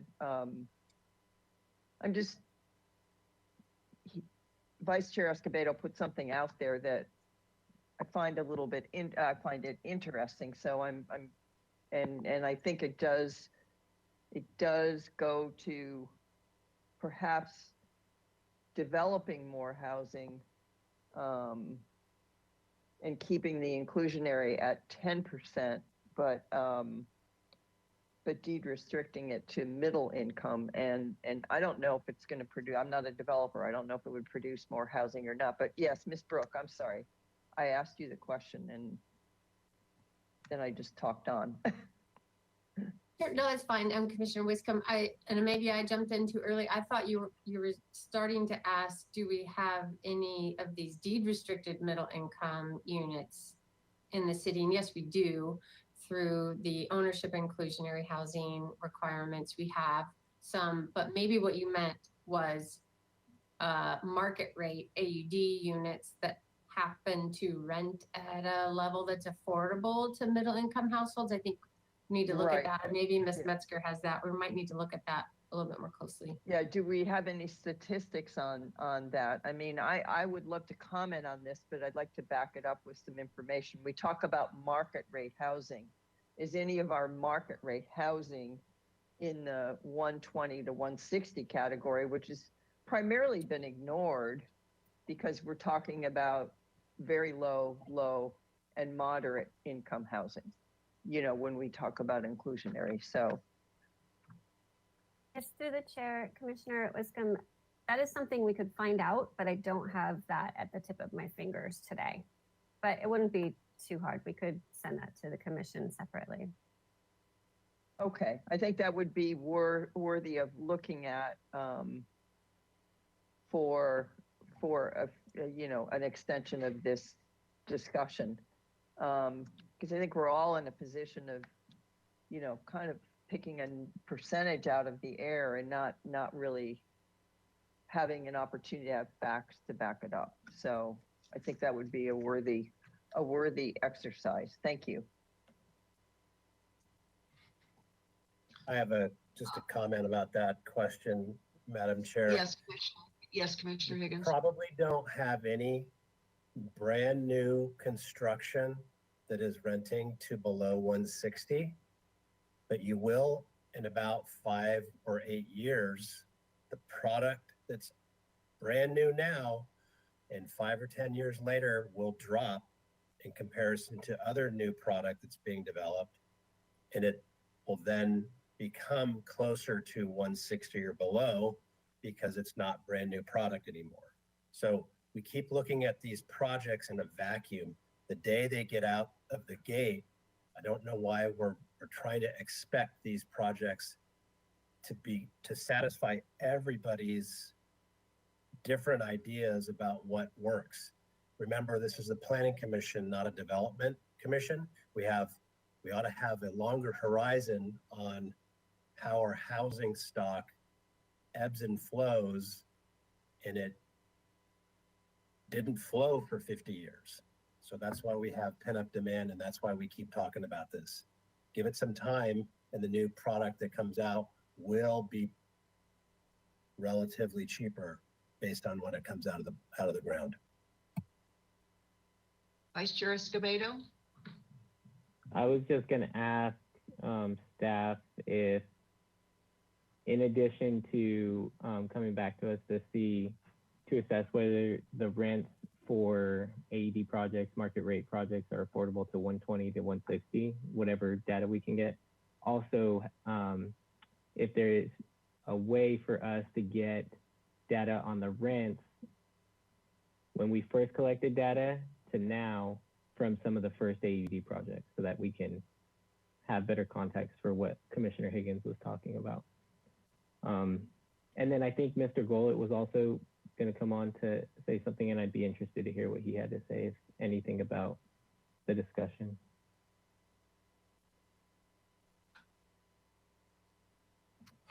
Thank you, Chair Schwartz, Vice Chair Escobedo. It's a really good discussion. I don't think we need to have any specific numbers out of this discussion today, but just some general direction or ideas about this. Our perspective on market rate rental housing has changed quite a bit since 2013. If you'll recall, with the Florida lot area ratio discussion, we did have that tier 3 category that Commissioner Reed mentioned, where we were looking at an inclusion area of 15 or 20%, where then you would get a bigger building and additional height associated with that. Because in this conversation with housing, we're really talking about height. And Vice Chair Escobedo asked what we can do to streamline to encourage these projects more. One thing we could do is just allow that height by right and not have findings associated with it for some projects, just something to consider. I would be in favor of that for definitely affordable projects. I would definitely be in favor of height by right. That's all for me, Madam Chair. Okay, thank you. Additional questions and comments on community benefit? Did anyone not have an opportunity? I'll just wait a moment. Okay, if anyone would like to come back on, please do, but just a couple of thoughts for me. I'm going in the direction of Vice Chair Escobedo with my thoughts, and I don't need to underscore, I think, the importance of getting our data in line, getting our data correct. When we look at the earliest AUD projects that were approved and constructed, as opposed to the many that have never been constructed, even though they may have been approved, I don't know, and this is to staff, just to make a note of this and think about how to consider it. In the last 2 years of the pandemic, real estate has gone through the roof throughout Santa Barbara. It's not a typical 2-year period when we look back at the inception of the AUD project to now. So and I'm not a real estate expert, so I don't know, but I think we need to go to the real estate experts to say what's reasonable in looking at the last 2 years, because they were abnormal 2 years.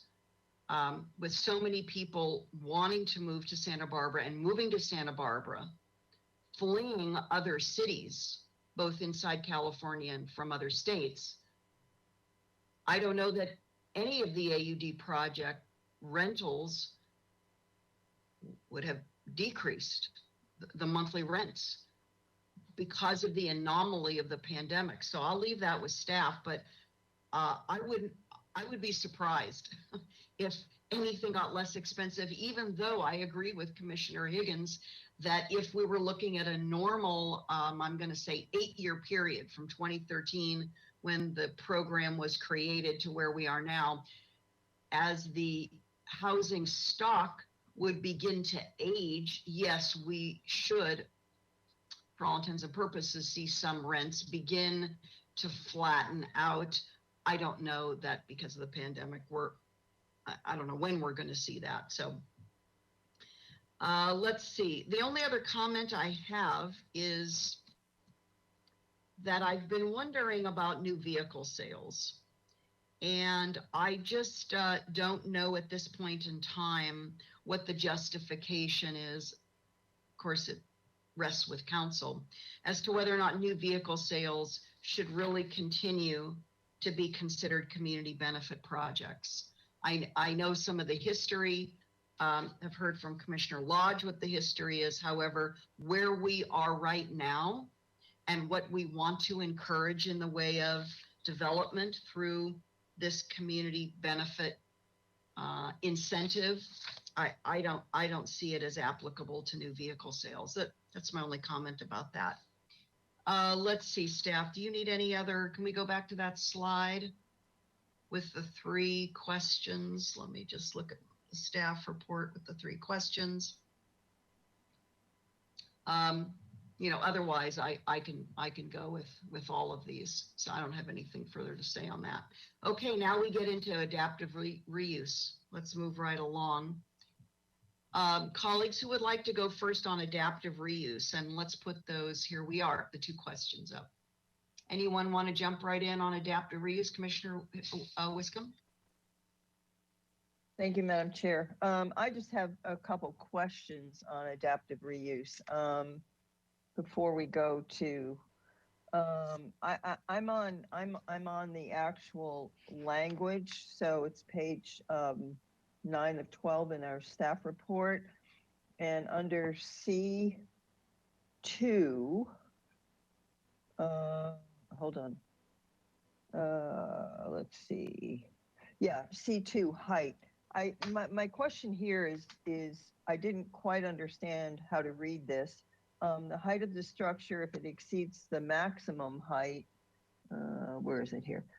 If it exceeds the maximum height of the zoning district, may remain and shall be considered non-conforming, and any rooftop construction shall be included within the height exemption. Is this existing rooftop constructions, or is this new rooftop constructions? I didn't quite understand what that meant. Ms. Metzger. Yes, Chair Schwartz and Commissioner Wiscombe. So this is in reference to existing buildings that were built higher than the current zone allows now back in the past. So when you say that,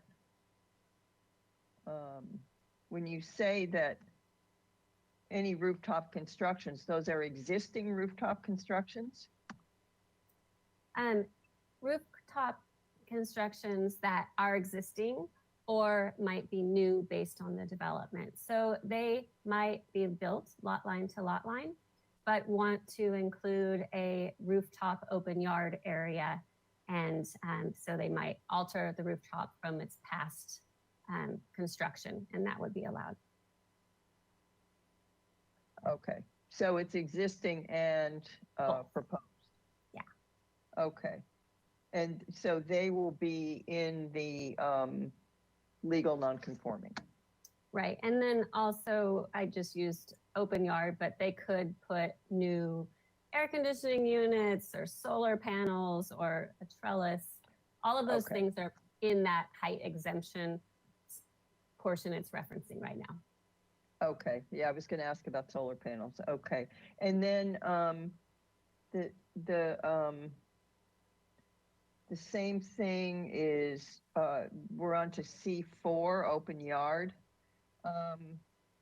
It says there that, okay.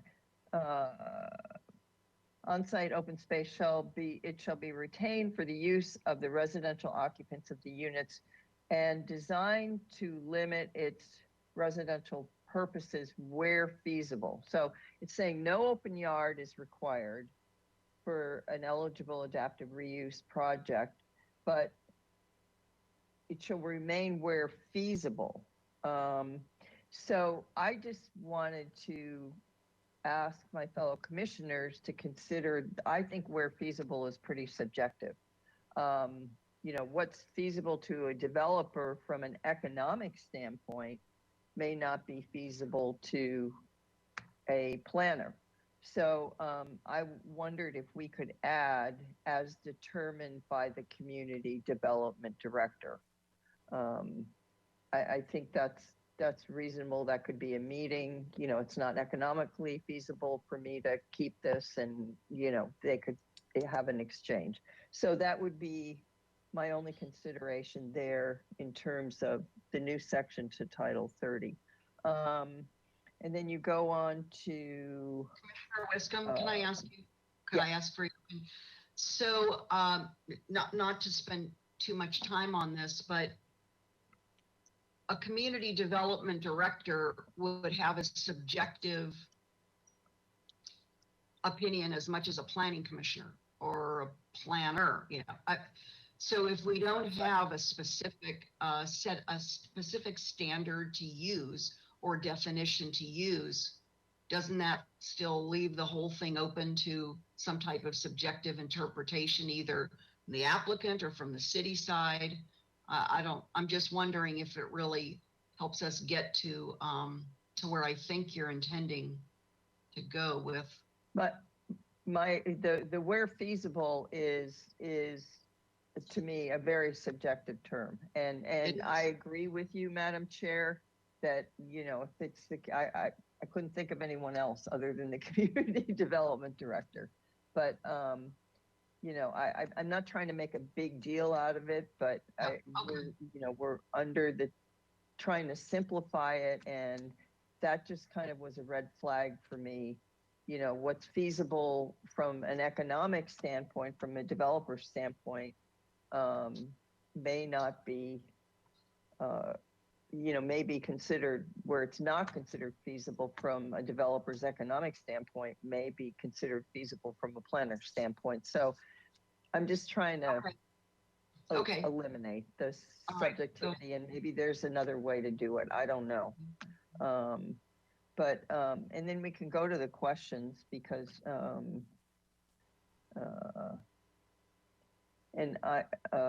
which are on page 5 of, do you support the new adaptive reuse section and definition? I have reservations about the elimination of the open yard requirement. And part of the reason why is because we have this where feasible clause, and it just,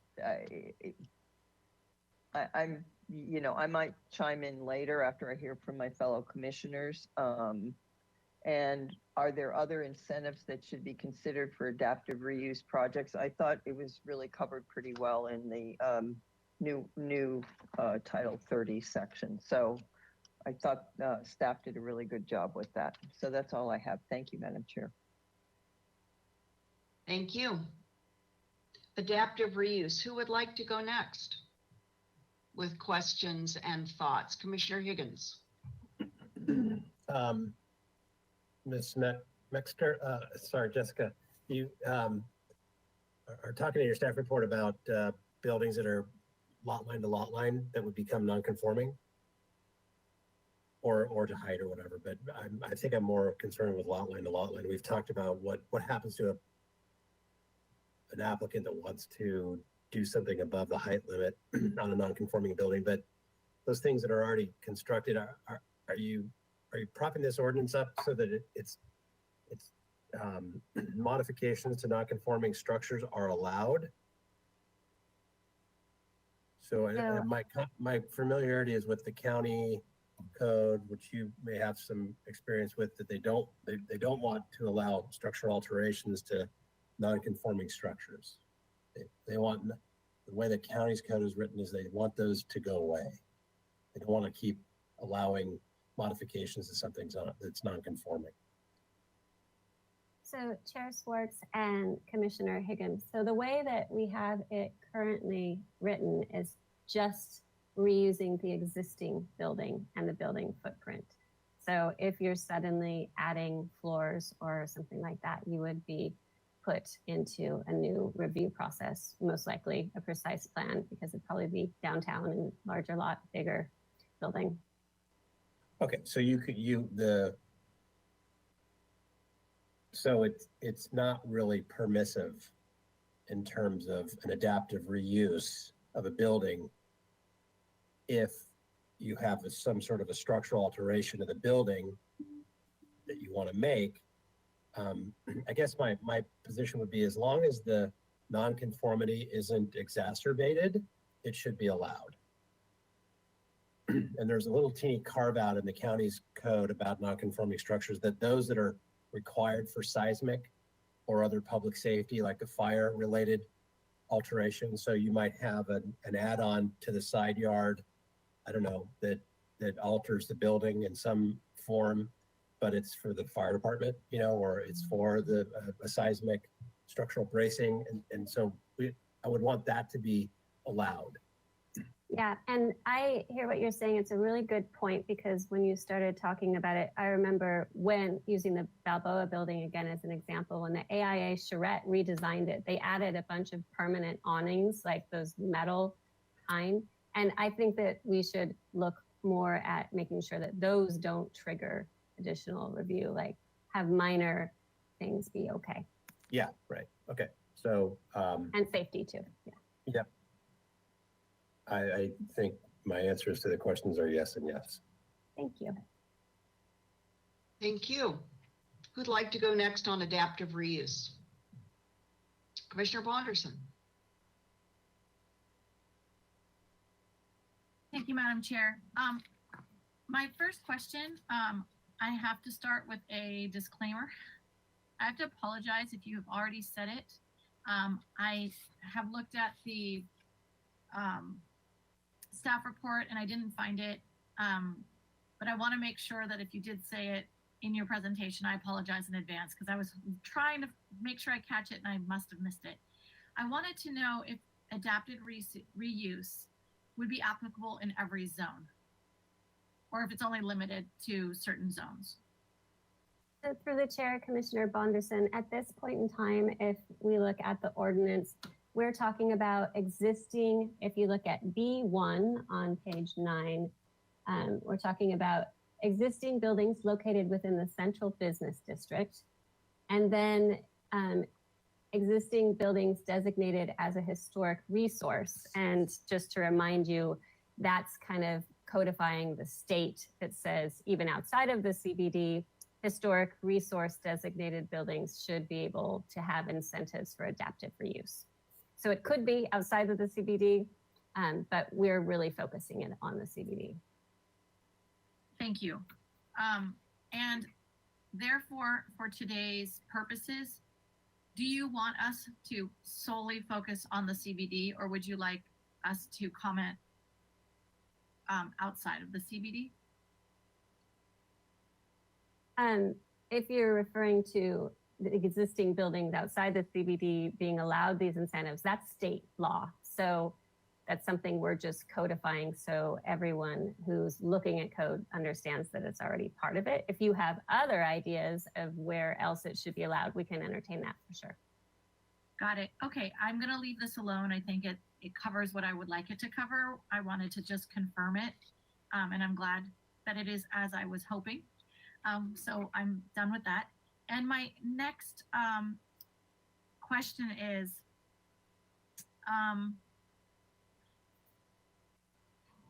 this is has kind of already been touched on, but I wanted to make a suggestion to make it as clear as possible for an adaptive reuse project to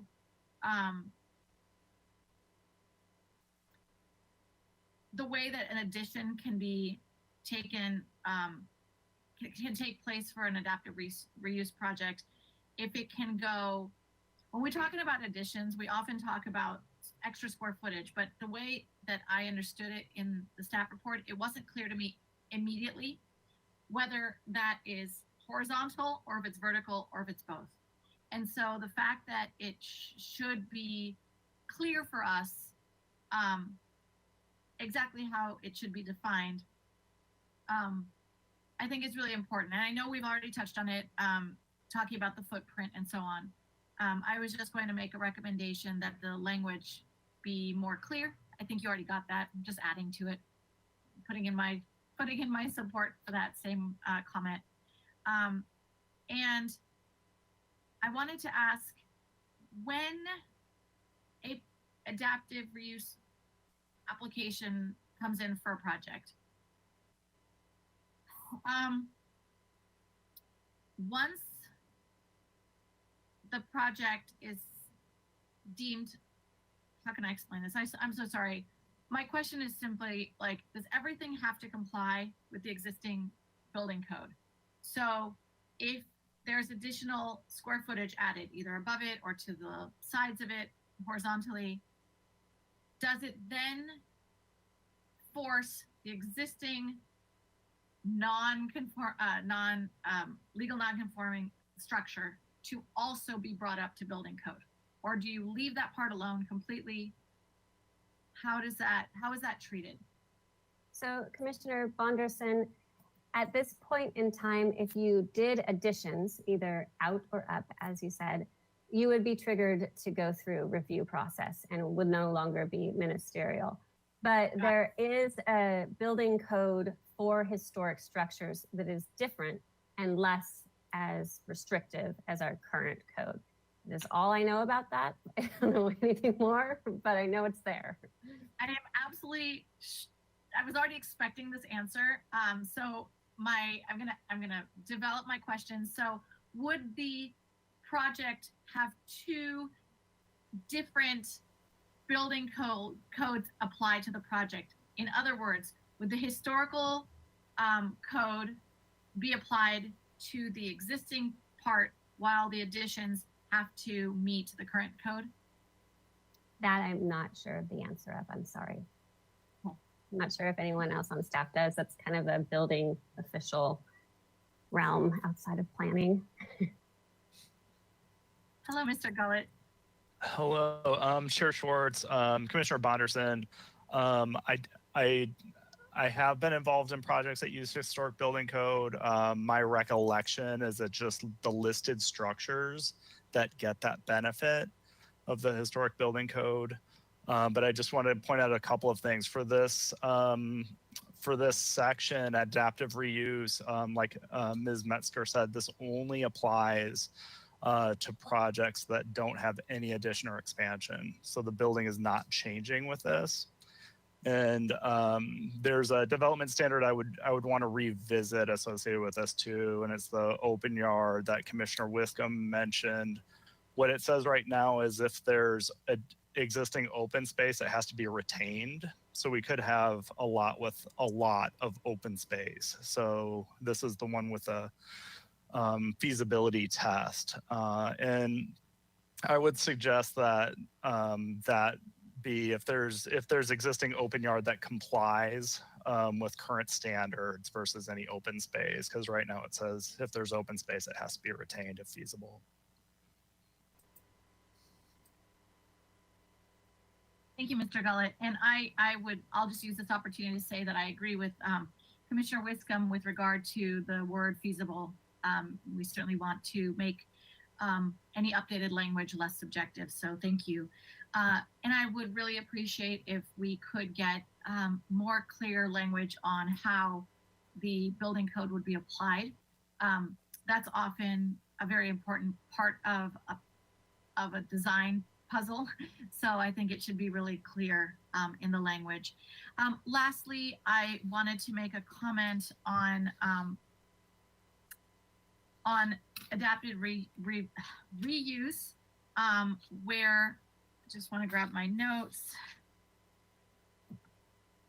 So when we talk about the parking component, being waived in the CBD and being reduced in the non-CBD, I just want to put a comment here that in cooperation with this, I think it's very important that we make, as a city, we make progress on mobility options, that public transportation is being considered and designed as part of our ongoing reduction in parking. For me, it's really important to emphasize that one issue cannot work without the other one being designed and developed together, with the goal, the future goal, being met together. As we reduce parking, as we lose parking spots, we sincerely have to consider actively adding other forms of transportation that allow people to get from one point to another, whether it be increased bus lines, new locations for stops, perhaps a trolley as part of our future development in the CBD with our State Street Committee, whatever it may be, State Street Design, excuse me, whatever it may be. I just think that mobility is a piece of a much larger program. And so when we talk about parking, we have to be thinking, working, and planning these two things in tandem. So I'm not sure how that can be done. I don't know where it fits in, but I think long-term transportation has to be working together whenever we talk about any type of ordinance modifications or amendments having to do with reduced parking. So I'll just plant that right there. And that's all I have for this topic. Thank you, Madam Chair. Thank you. Ms. Metzger, did you want to follow up on anything before we go to the next commissioner? Yes, Chair Schwartz, since we do have members of the public in the Planning Commission here today, I'd just like to take the opportunity and announce, if you haven't heard already, that MDT is starting a listening session process to look at improvements to our transportation program. And so I suggest that you go to their website, it's right on the front page, and get involved. Thank you, Ms. Metzger. I'm sorry, Madam Chair, I just want to tell Ms. Metzger directly, thank you for sharing that. I, for one, was not aware of it, and it's such an important topic for me that I need to be aware of it. So thank you for sharing that here today. You're welcome. Okay, who would like to go next with questions and comments on adaptive reuse? Commissioner Lodge. Thank you, Madam Chair. Like Commissioner Wiscombe, I am very uncomfortable with the just waiving the open yard requirements. It's such a big part of livability of units. Some time ago, I went up and down State Street through the CBD using satellite view, and I couldn't find a building that didn't have a flat roof, which seemed to me, perfect place. So many, even the new projects coming in are using the roof for their open yard. I asked staff about this, and the reply was, that might not be suitable, but there's mechanical equipment up there, but I saw lots of open area up there, and I would like to see the language worded in such a way that that these open spaces be utilized, and that the projects, I think adaptive reuse is great, but I also want to see it be done well. So I'm not ready to suggest But anyway, I hope staff could find a way where the requirement is not done away with entirely, but that there's some flexibility in it so that where there is a roof that's available, it is used for that purpose. Thank you. Oh, so yeah, and in general, I do support the adaptive reuse sections and definition, and I know I cannot think of any other incentives at this time. Thank you. Okay, very good. Thank you. Who would like to go next on adaptive reuse?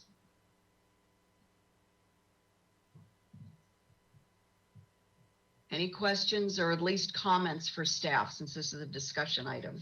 We want to give staff feedback on everyone, and after adaptive reuse, we just have one more. Commissioner Reed, please. Thank you, Chair Schwartz. Yeah, I support the reuse section. I did just some exploring of other city ordinances and incentives. Some of the stuff that came up. So these would be questions for staff on adaptive reuse incentives. Has staff considered a property tax credit? These are, knowing from experience, adaptive reuse can be exorbitantly expensive. There was, I don't know if this was Los Angeles or another city, but there was language about a 25% credit for development of buildings that have been at least 2/3 vacant for 5 years or more. And I thought that was kind of an interesting idea, because I think this adaptive reuse is not just about housing or affordability, it's about revitalization. Would love your thoughts on that. Yes, to the chair, Commissioner Reed. A lot of communities have some sort of benefit like that for adaptive reuse properties. For us here in the planning department, that's out of our area of expertise, and something that we could suggest to City Council to review with the Revenue Department, and the county assessor, of course, would be a big part of that as well. Okay, great. Well, I would definitely make that comment, make that suggestion. Additionally, Ms. Metzger, have you guys thought about any fee reductions associated with adaptive reuse? Through the chair, Commissioner Reed, not at this time. I'm not sure if any staff want to add to that, because I don't really deal with fees very often. So I'll see if anyone else wants to pop on.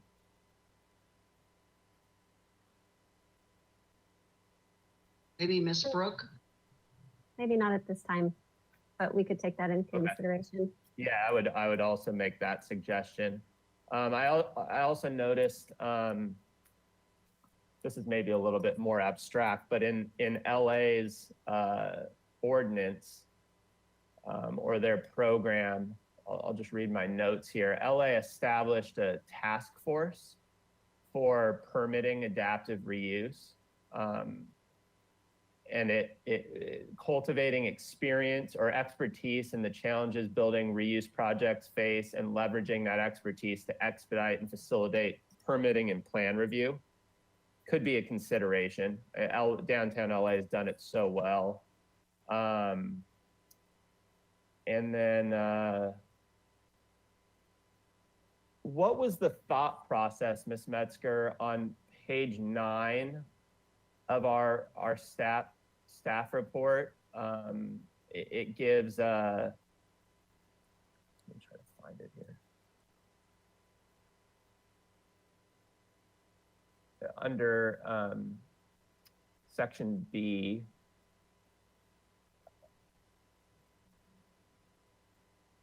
it says to qualify for the reductions and exceptions, existing building must have been legally constructed prior to January 2000. How did you guys land on that date versus, say, a 10-year-old building or a 5-year-old building?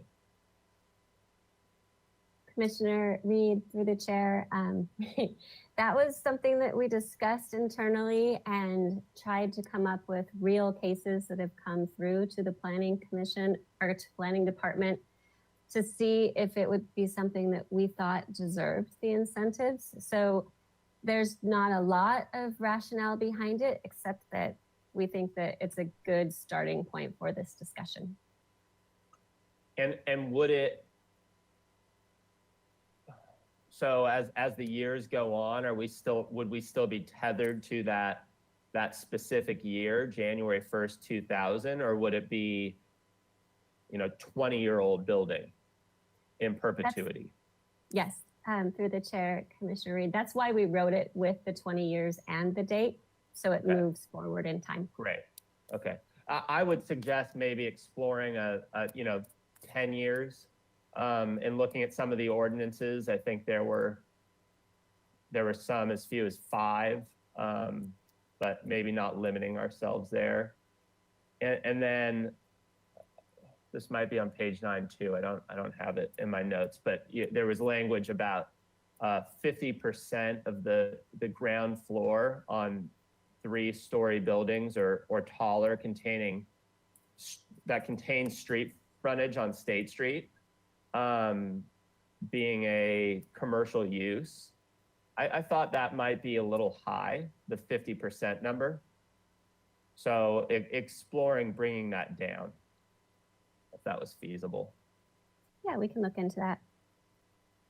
And then I understand the concerns about waiving open yard, but I think that's important in the central business district and for true adaptive reuse projects outside the CBD, so citywide. I would also suggest looking into some type of waiver for open yard.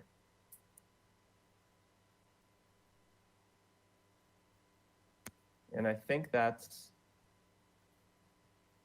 all my comments for now. Good work on this. Thank you. And Chair Swartz and Commissioner Reed, just to piggyback on that last statement, this doesn't preclude them from requesting a modification either. Gotcha. Yeah. Thank you. Thank you. Who else would like to comment on adaptive reuse? Who has not had an opportunity yet? Vice Chair Escobedo. Thank you, Madam Chair. Lots of good comments. I support many of the suggestions that Commissioner Reed had. I like the idea of looking into some tax break incentives, looking at fee reductions, and trying to really incentivize people to use underutilized buildings for housing, hopefully. Let's see.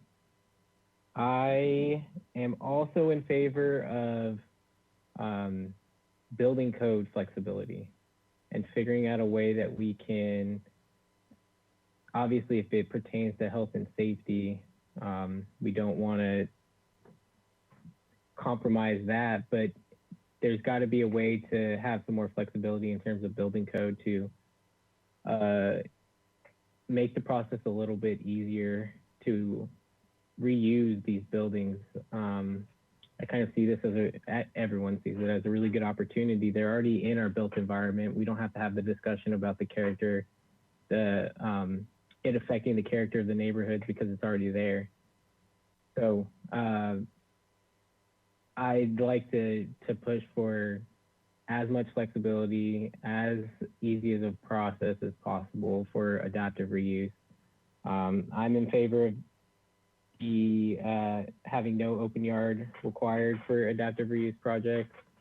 I am also interested, I know it wouldn't generate as much housing, but I know that we have some pretty large single family homes, and having adaptive reuse for process and for that as well. I once lived in a Victorian that used to be 4 bedrooms, and they were able to adaptively reuse that building, and it was 4 different units. So I think that's something that we could also look into.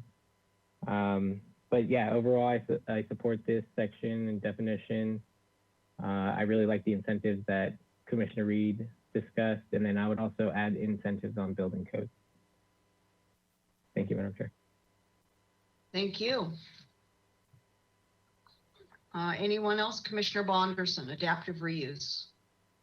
I just want to use this opportunity to say that I also agree with Commissioner Reed and the additions that Commissioner Escobedo has just made to add on to his agreement with Commissioner Reed. I don't want to miss the opportunity to say that, even though I went before them. I appreciated their comments very much. Thank you. Any follow-on comments, or have I missed anyone at this point on adaptive reuse? Okay, I'll say for myself that yes, I'm in support of 1 and 2. My thoughts are very much in alignment with Commissioners Reed and Vice Chair Escobedo. I want to touch on page 9 of 12, and this goes back to Commissioner Wiscombe raising the issue of under open yard of this term where feasible.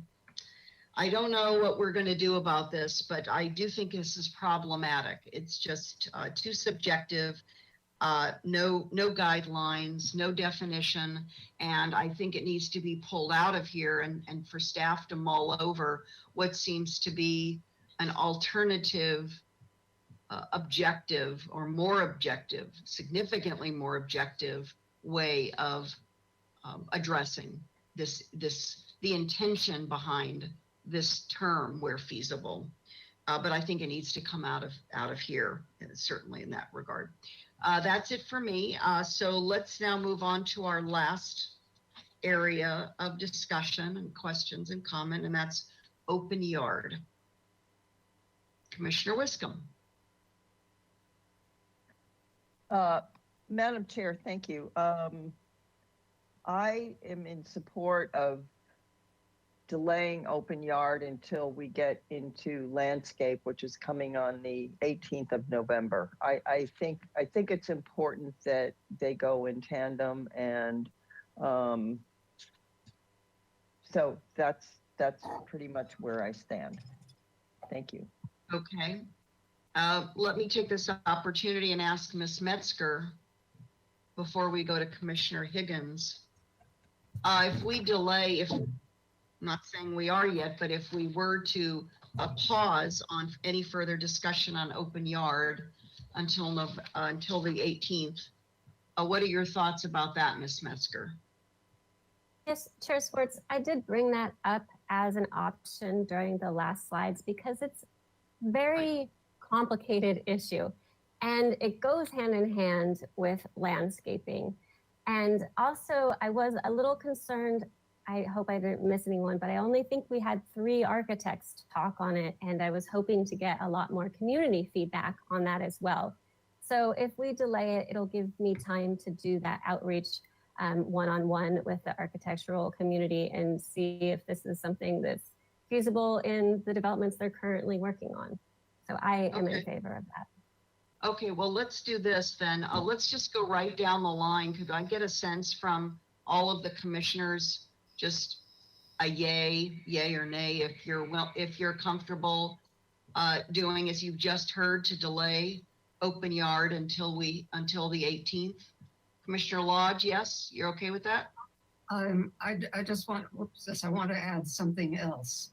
I suggest that staff ask the Housing Authority if they're interested in having the open yard area requirement be removed. Every project I've been in that the Housing Authority has done has lovely outdoor, generous open yard area. And I think there are good reasons for that. And I'm well, just in this livability issue and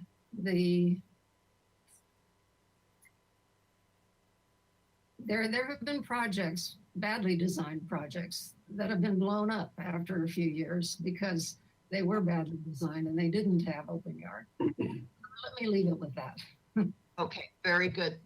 So I Chair saw a Schwartz? thumbs up from Commissioner Higgins. Yes, Commissioner Bonderson, we'll delay till November 18th on open yard. Yes. Commissioner Reed, And- yes. Commissioner, Chair Schwartz, just to be clear, I'm not sure the 18th is the right day for that. I would say date to be determined because we haven't heard from Ms. DeBusk on what's on that agenda. And then that'll give us ample time because we do have a city council meeting to prepare for also coming up. Yes, I understand. And I remember the email we received from staff with our updates. We didn't know the exact specificity for the 18th, as you just mentioned. As our second item, we have 2 items that day. Okay. Let's see. So everybody's in agreement. We're going to hold off on open yard. So Ms. Metzger, I think that concludes. Did you give a thumbs up? Yes, of course. Did you want to say something else, Commissioner Wiscombe? Yes, Madam Chair. I wanted to bring up another topic on AUD that I think it's important to discuss, and I wanted to get the temperament of my fellow commissioners on it. Commissioner Lodge and I have had discussions about the priority housing overlay and perhaps increasing it so we could add these micro units or small efficiency units, which are basically, I think, 200 to 400 square feet. There's been a lot of talk amongst developers to add micro units to the equation in the AUD program. And I have had a couple conversations with Mr. Gullett about it. Right now, we are at 63 dwelling units per acre and maximum average unit size of 811 square feet. I'm not here to propose any sort of new sliding scale, but I am here to propose with Commissioner Lodge that we look at a maximum average unit size that has a sliding scale down to 300 square feet, 350 square feet, whatever staff thinks it should be, and a density increase that coincides with that. So it gives developers a chance to develop micro units if that's what they want to do. Commissioner Wiscombe, excuse me just 1 minute. Yeah. I'm going to ask, I want to make sure that we're in a territory that's okay to mention today, just because it wasn't. So if we could just ask Ms. Ostringer to advise us just before there's any more discussion. Thanks. Ms. Ostringer, if you're still available. Chair Schwartz and Commissioner Wiscombe, I was letting the topic go on because I'm trying to just hear what it is that you're wanting to discuss to see if it's related to what was on the agenda today. So I wanted to hear what you had to say before I advise. So if you, I guess Ms. Metzger has something to say. Yes, so in the agenda description, Chair Schwartz and Commissioner Wiscombe, we did talk about other items related to building size. So if Ms. Ostringer thinks that covers it, then we should be good. Yeah, if Commissioner Wiscombe could just continue her topic, I'll jump in if I think we are going off. Thank you so much. Thank you, Ms. Back to you, Ostringer. Commissioner. Thank you, Madam Chair. I'm not, the topic was introduced as the AUD program. So I think we're well within our bounds, and I'm not here to provide details, provide anything. I'm here to provide a concept that I'd like my fellow commissioners to weigh in on. Both Commissioner Lodge and I would like them to weigh in on. So if I may continue, and it's very brief, if you're in the priority housing overlay district and you are 63 dwelling units per acre and you are 811 maximum average unit size in square feet, and that were cut in half to 400 maximum average unit size square feet. This is just concept, and you could increase to 126 dwelling units per acre. I think it is something that we need to look at as a planning commission. I believe that and Commissioner Lodge agrees with me, we have over another year of this AUD program to go. And we should take micro units, which have been successful in other areas such as, and I'm going to call them small efficiency units. I hate the word micro units. Small efficiency units in cities such as Seattle. They've been very successful. And I think we need to give developers the flexibility to build these. I've heard it for many years on the Planning Commission. And I think it's time to, if there's some way that staff can find to add these to the AUD program when it gets extended to March of whatever year, 2023, which is, I guess, when, extended to March of 2023, that we give developers a chance to have alternatives for housing in our priority housing overlay district. So that's where I am. And I just like my commissioner comments on that to see if we could take this for a spin and ask staff to work on it. Commissioner Higgins? Sure. I mean, I want to say that seems like a good idea, but it also sounds like it's going to be wrapped up in or accommodated with FAR, maybe someday. So it's tempting, but I also kind of come back to the best thing for developers or customers of the planning department are clear, understandable, and non-changing rules. So we keep having these iterative changes to the rules. So I'd almost want to resist the temptation to go there until we actually settle the rules. But that's where I'm at. Commissioner Lodge? Yes, I just wanted to, thank you, Madam Chair. I just wanted to add that our original thought that this would be limited to the CBD.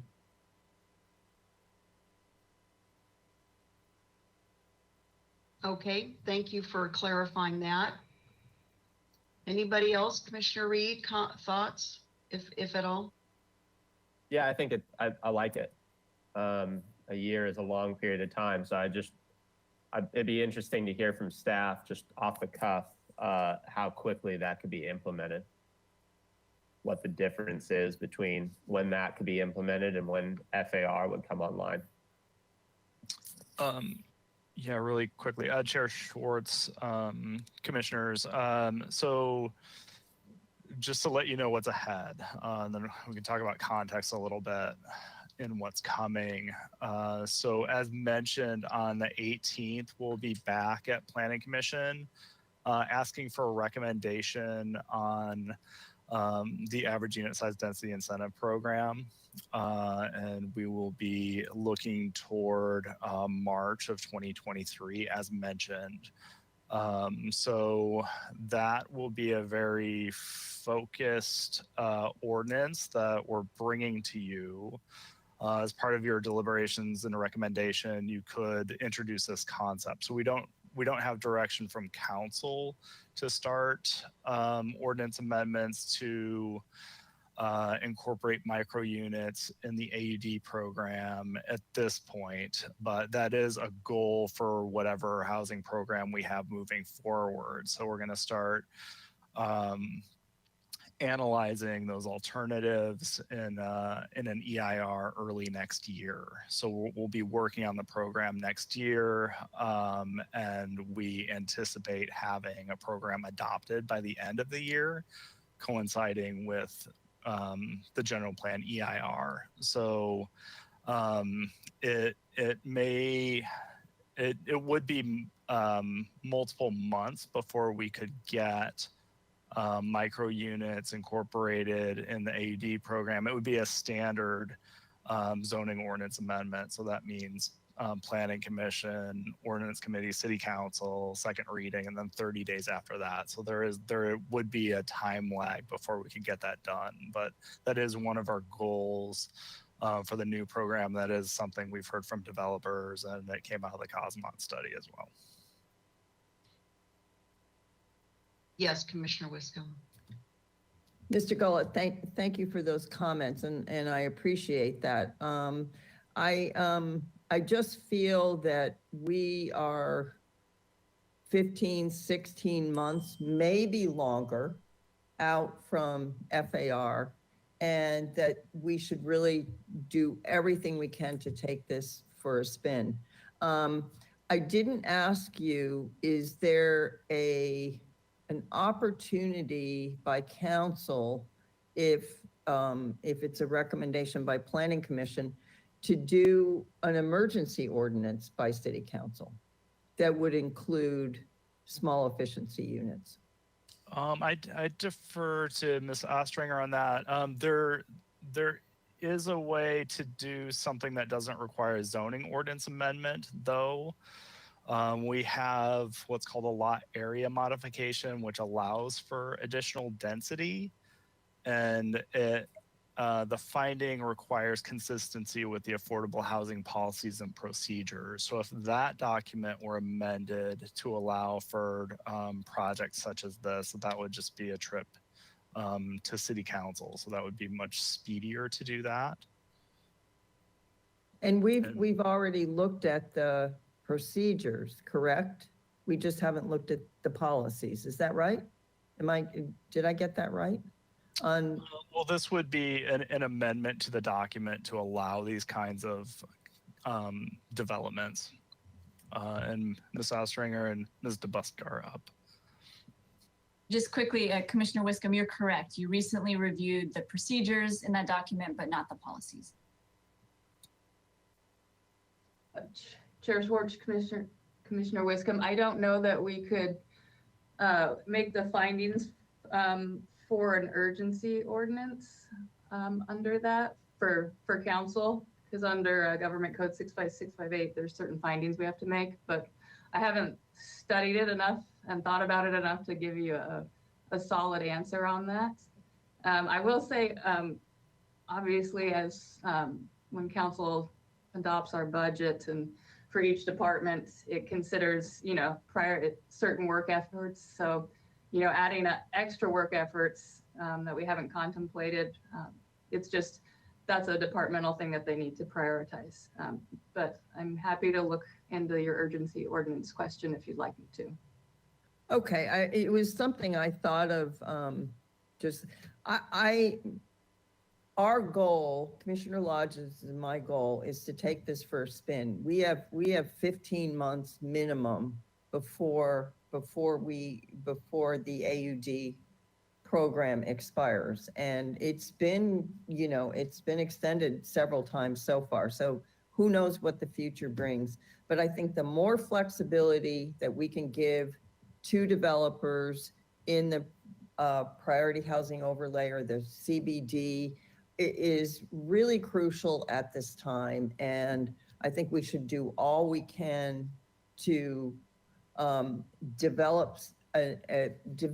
extend the AUD program to include these small efficiency units. So I'm just asking my fellow planning commissioners if they support this, and if they do, I think we should take it for a spin and see where it lands. And that's all I have. Thank you, Madam Chair. Any other comments? I'll comment, but I want to give everybody else just to Commissioner Wiscombe's proposal. Yes, Commissioner Bonderson. Thank you, Madam Chair. I don't want to miss the chance. I don't think I've responded. I just wanted to say that I wholeheartedly support Commissioner Wiscombe's proposal here, and I would love to be a part of the process if it's something I can help with in any way. Okay. Anyone else? Vice Chair Escobedo. Thank you, Madam Chair. I'm kind of on the fence because I like the idea of taking it for a spin and giving it a try, but I also have concerns about the more projects that we add on staff's plate, the further we get away from actually implementing the whatever succeeds the AUD program and finishing this process. I think I would be supportive if it was the easiest possible process. Maybe Mr. Golit sounds the easiest and the quickest. But I do have some concerns about just staff time and priorities and whether we would actually see the fruits of the labor in that period of time. But I like the idea. The staff time is the only thing. Okay. So as staff mentioned, this is not a new concept. Well, for many cities, certainly not for our cities. And the Cosmont Companies Consulting Group recommended this or offered this as part of the portfolio of recommendations back in 2019. So, you know, we're behind the eight ball in terms of implementing recommendations that could have moved us forward with some more housing inventory, rental housing inventory. And I don't know what the right timing is, the sequencing for staff. In general, I'm concerned about, and I'll just put this again on the table for staff to mull over, is how much time it's taking us to vet and secure approval on changes when we have an ever increasingly expensive, pretty static housing inventory. Again, I go back to what's happened to real estate in Santa Barbara since as the pandemic hit and these last 2 years. Yes, most of that's on the for sale side, but until we truly begin to get more appropriate, sensitively placed, but newer housing stock on the ground, the existing housing is just going to continue to rise in a cost for everybody. So I think time is of the essence. I think we have to figure out how to make appropriate fast track efforts and what staff can do to recommend those to council. But that's for them to determine. And I just think we have to feel like there's a fire lit under us to take some thoughtful but appropriate actions for all the reasons that have been said today. And I'm in support of efficiency units. I lived in one in San Francisco for a while. So I've experienced that. And to use a term that Commissioner Lodge uses often, livability, it was very livable. It was lovely. Great light. It was just smaller in total square foot than other apartments. But at the time, as a single woman living close to downtown, wanting to get downtown quickly, it was completely suitable and very comfortable and very affordable. So I think that's what we're aiming for, I imagine, and Commissioners Wiscombe and Lodge bringing this forward, and I appreciate that. Okay, I think we've given staff all of our feedback on this discussion item today. So unless I see staff come back on, if we've missed anything, I think we're ready to just quickly go to our last item, which is our administrative agenda. Do we have any, let's see, committee and liaison reports today? Commissioner Higgins? Yeah, ironically at the show yesterday was an item to convert some commercial units to residential that required an open yard modification. Boy, that is ironic timing. Thank you. Any other reports? Commissioner Wiscombe. Thank you, Madam Chair. Just wanted to mention that on Monday, November 8th, next Monday, we're having a De La Guerra Plaza committee meeting starts at 9 a.m. There was a survey that was done, 530 some odd people responded fully to the survey. It was out there for, I think, about 3 weeks, and we'll be reviewing that. We'll also be reviewing a traffic and parking study for De La Guerra Plaza, and perhaps some of the design features, including the design for City Hall, frontage on Anacapa, which is part of the project. So it should be an interesting meeting, and it starts at 9 o'clock on Monday, the 8th. Thank you. Thank you, Commissioner Wiscombe. Any other reports? Commissioner Bonderson. Thank you. I have an update from ABR. So I have 3 projects that I'd like to bring to your attention today. The first one was seen on October 18th, and it's one that we are all familiar with. You'll all recall the Montecito Club that was it's at 920 Summit Road. So if you recognize the address that way instead, I recognize it quickly as Montecito Club. You will all recall that there were several sports courts that had come to to our attention here at PC. So ABR has seen it again. The project has relocated some of those. Let me tell you about that. The alterations include relocating the batting cage between the golf cart building and the tennis courts, relocating the pickleball courts to the tennis courts, and removal of the as-built volleyball court. These were all topics we discussed, so hopefully they sound familiar.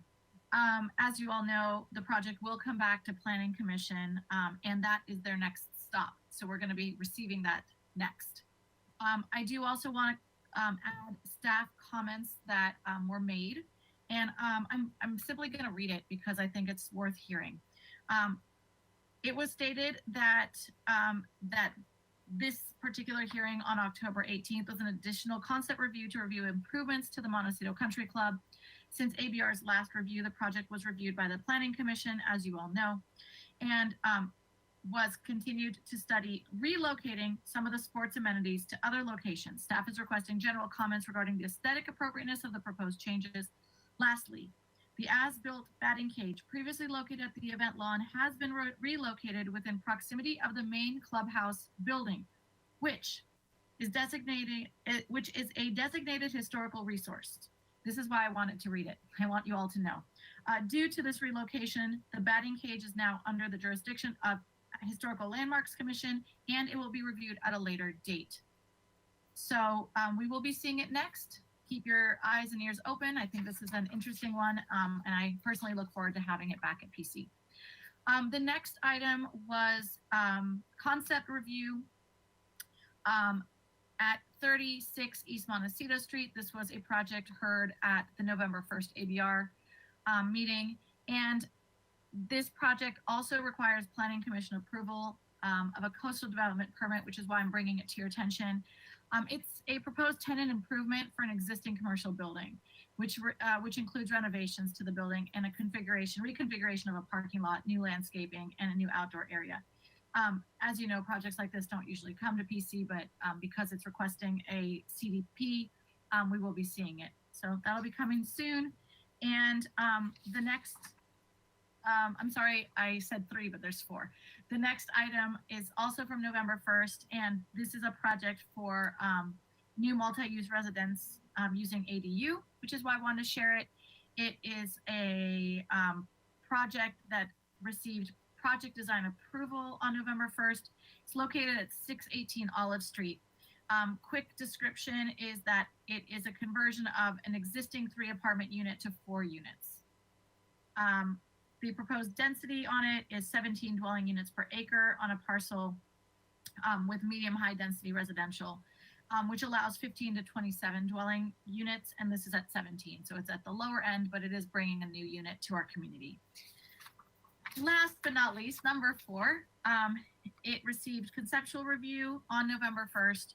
It's at 208 Cottage Grove Avenue, and this is a proposal for a 3-story, 6 multi-use residential building.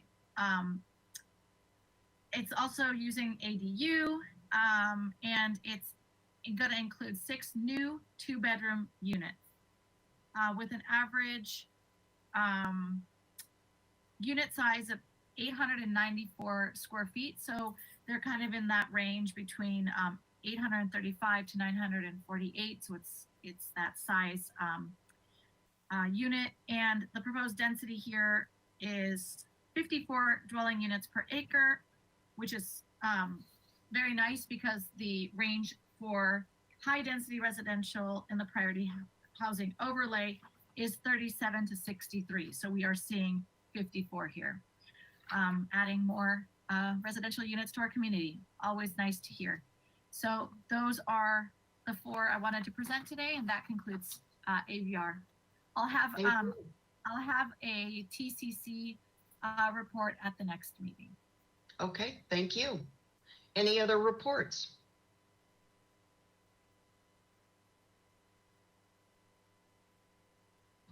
Seeing none, I think we've concluded our administrative agenda. The Planning Commission does have its next hearing on next Thursday. Just looking up there, that's the 11th. I will be out of town, so Vice Chair Escobedo will be facilitating that hearing. And our business is concluded for today. Please stay well, everyone. See you soon.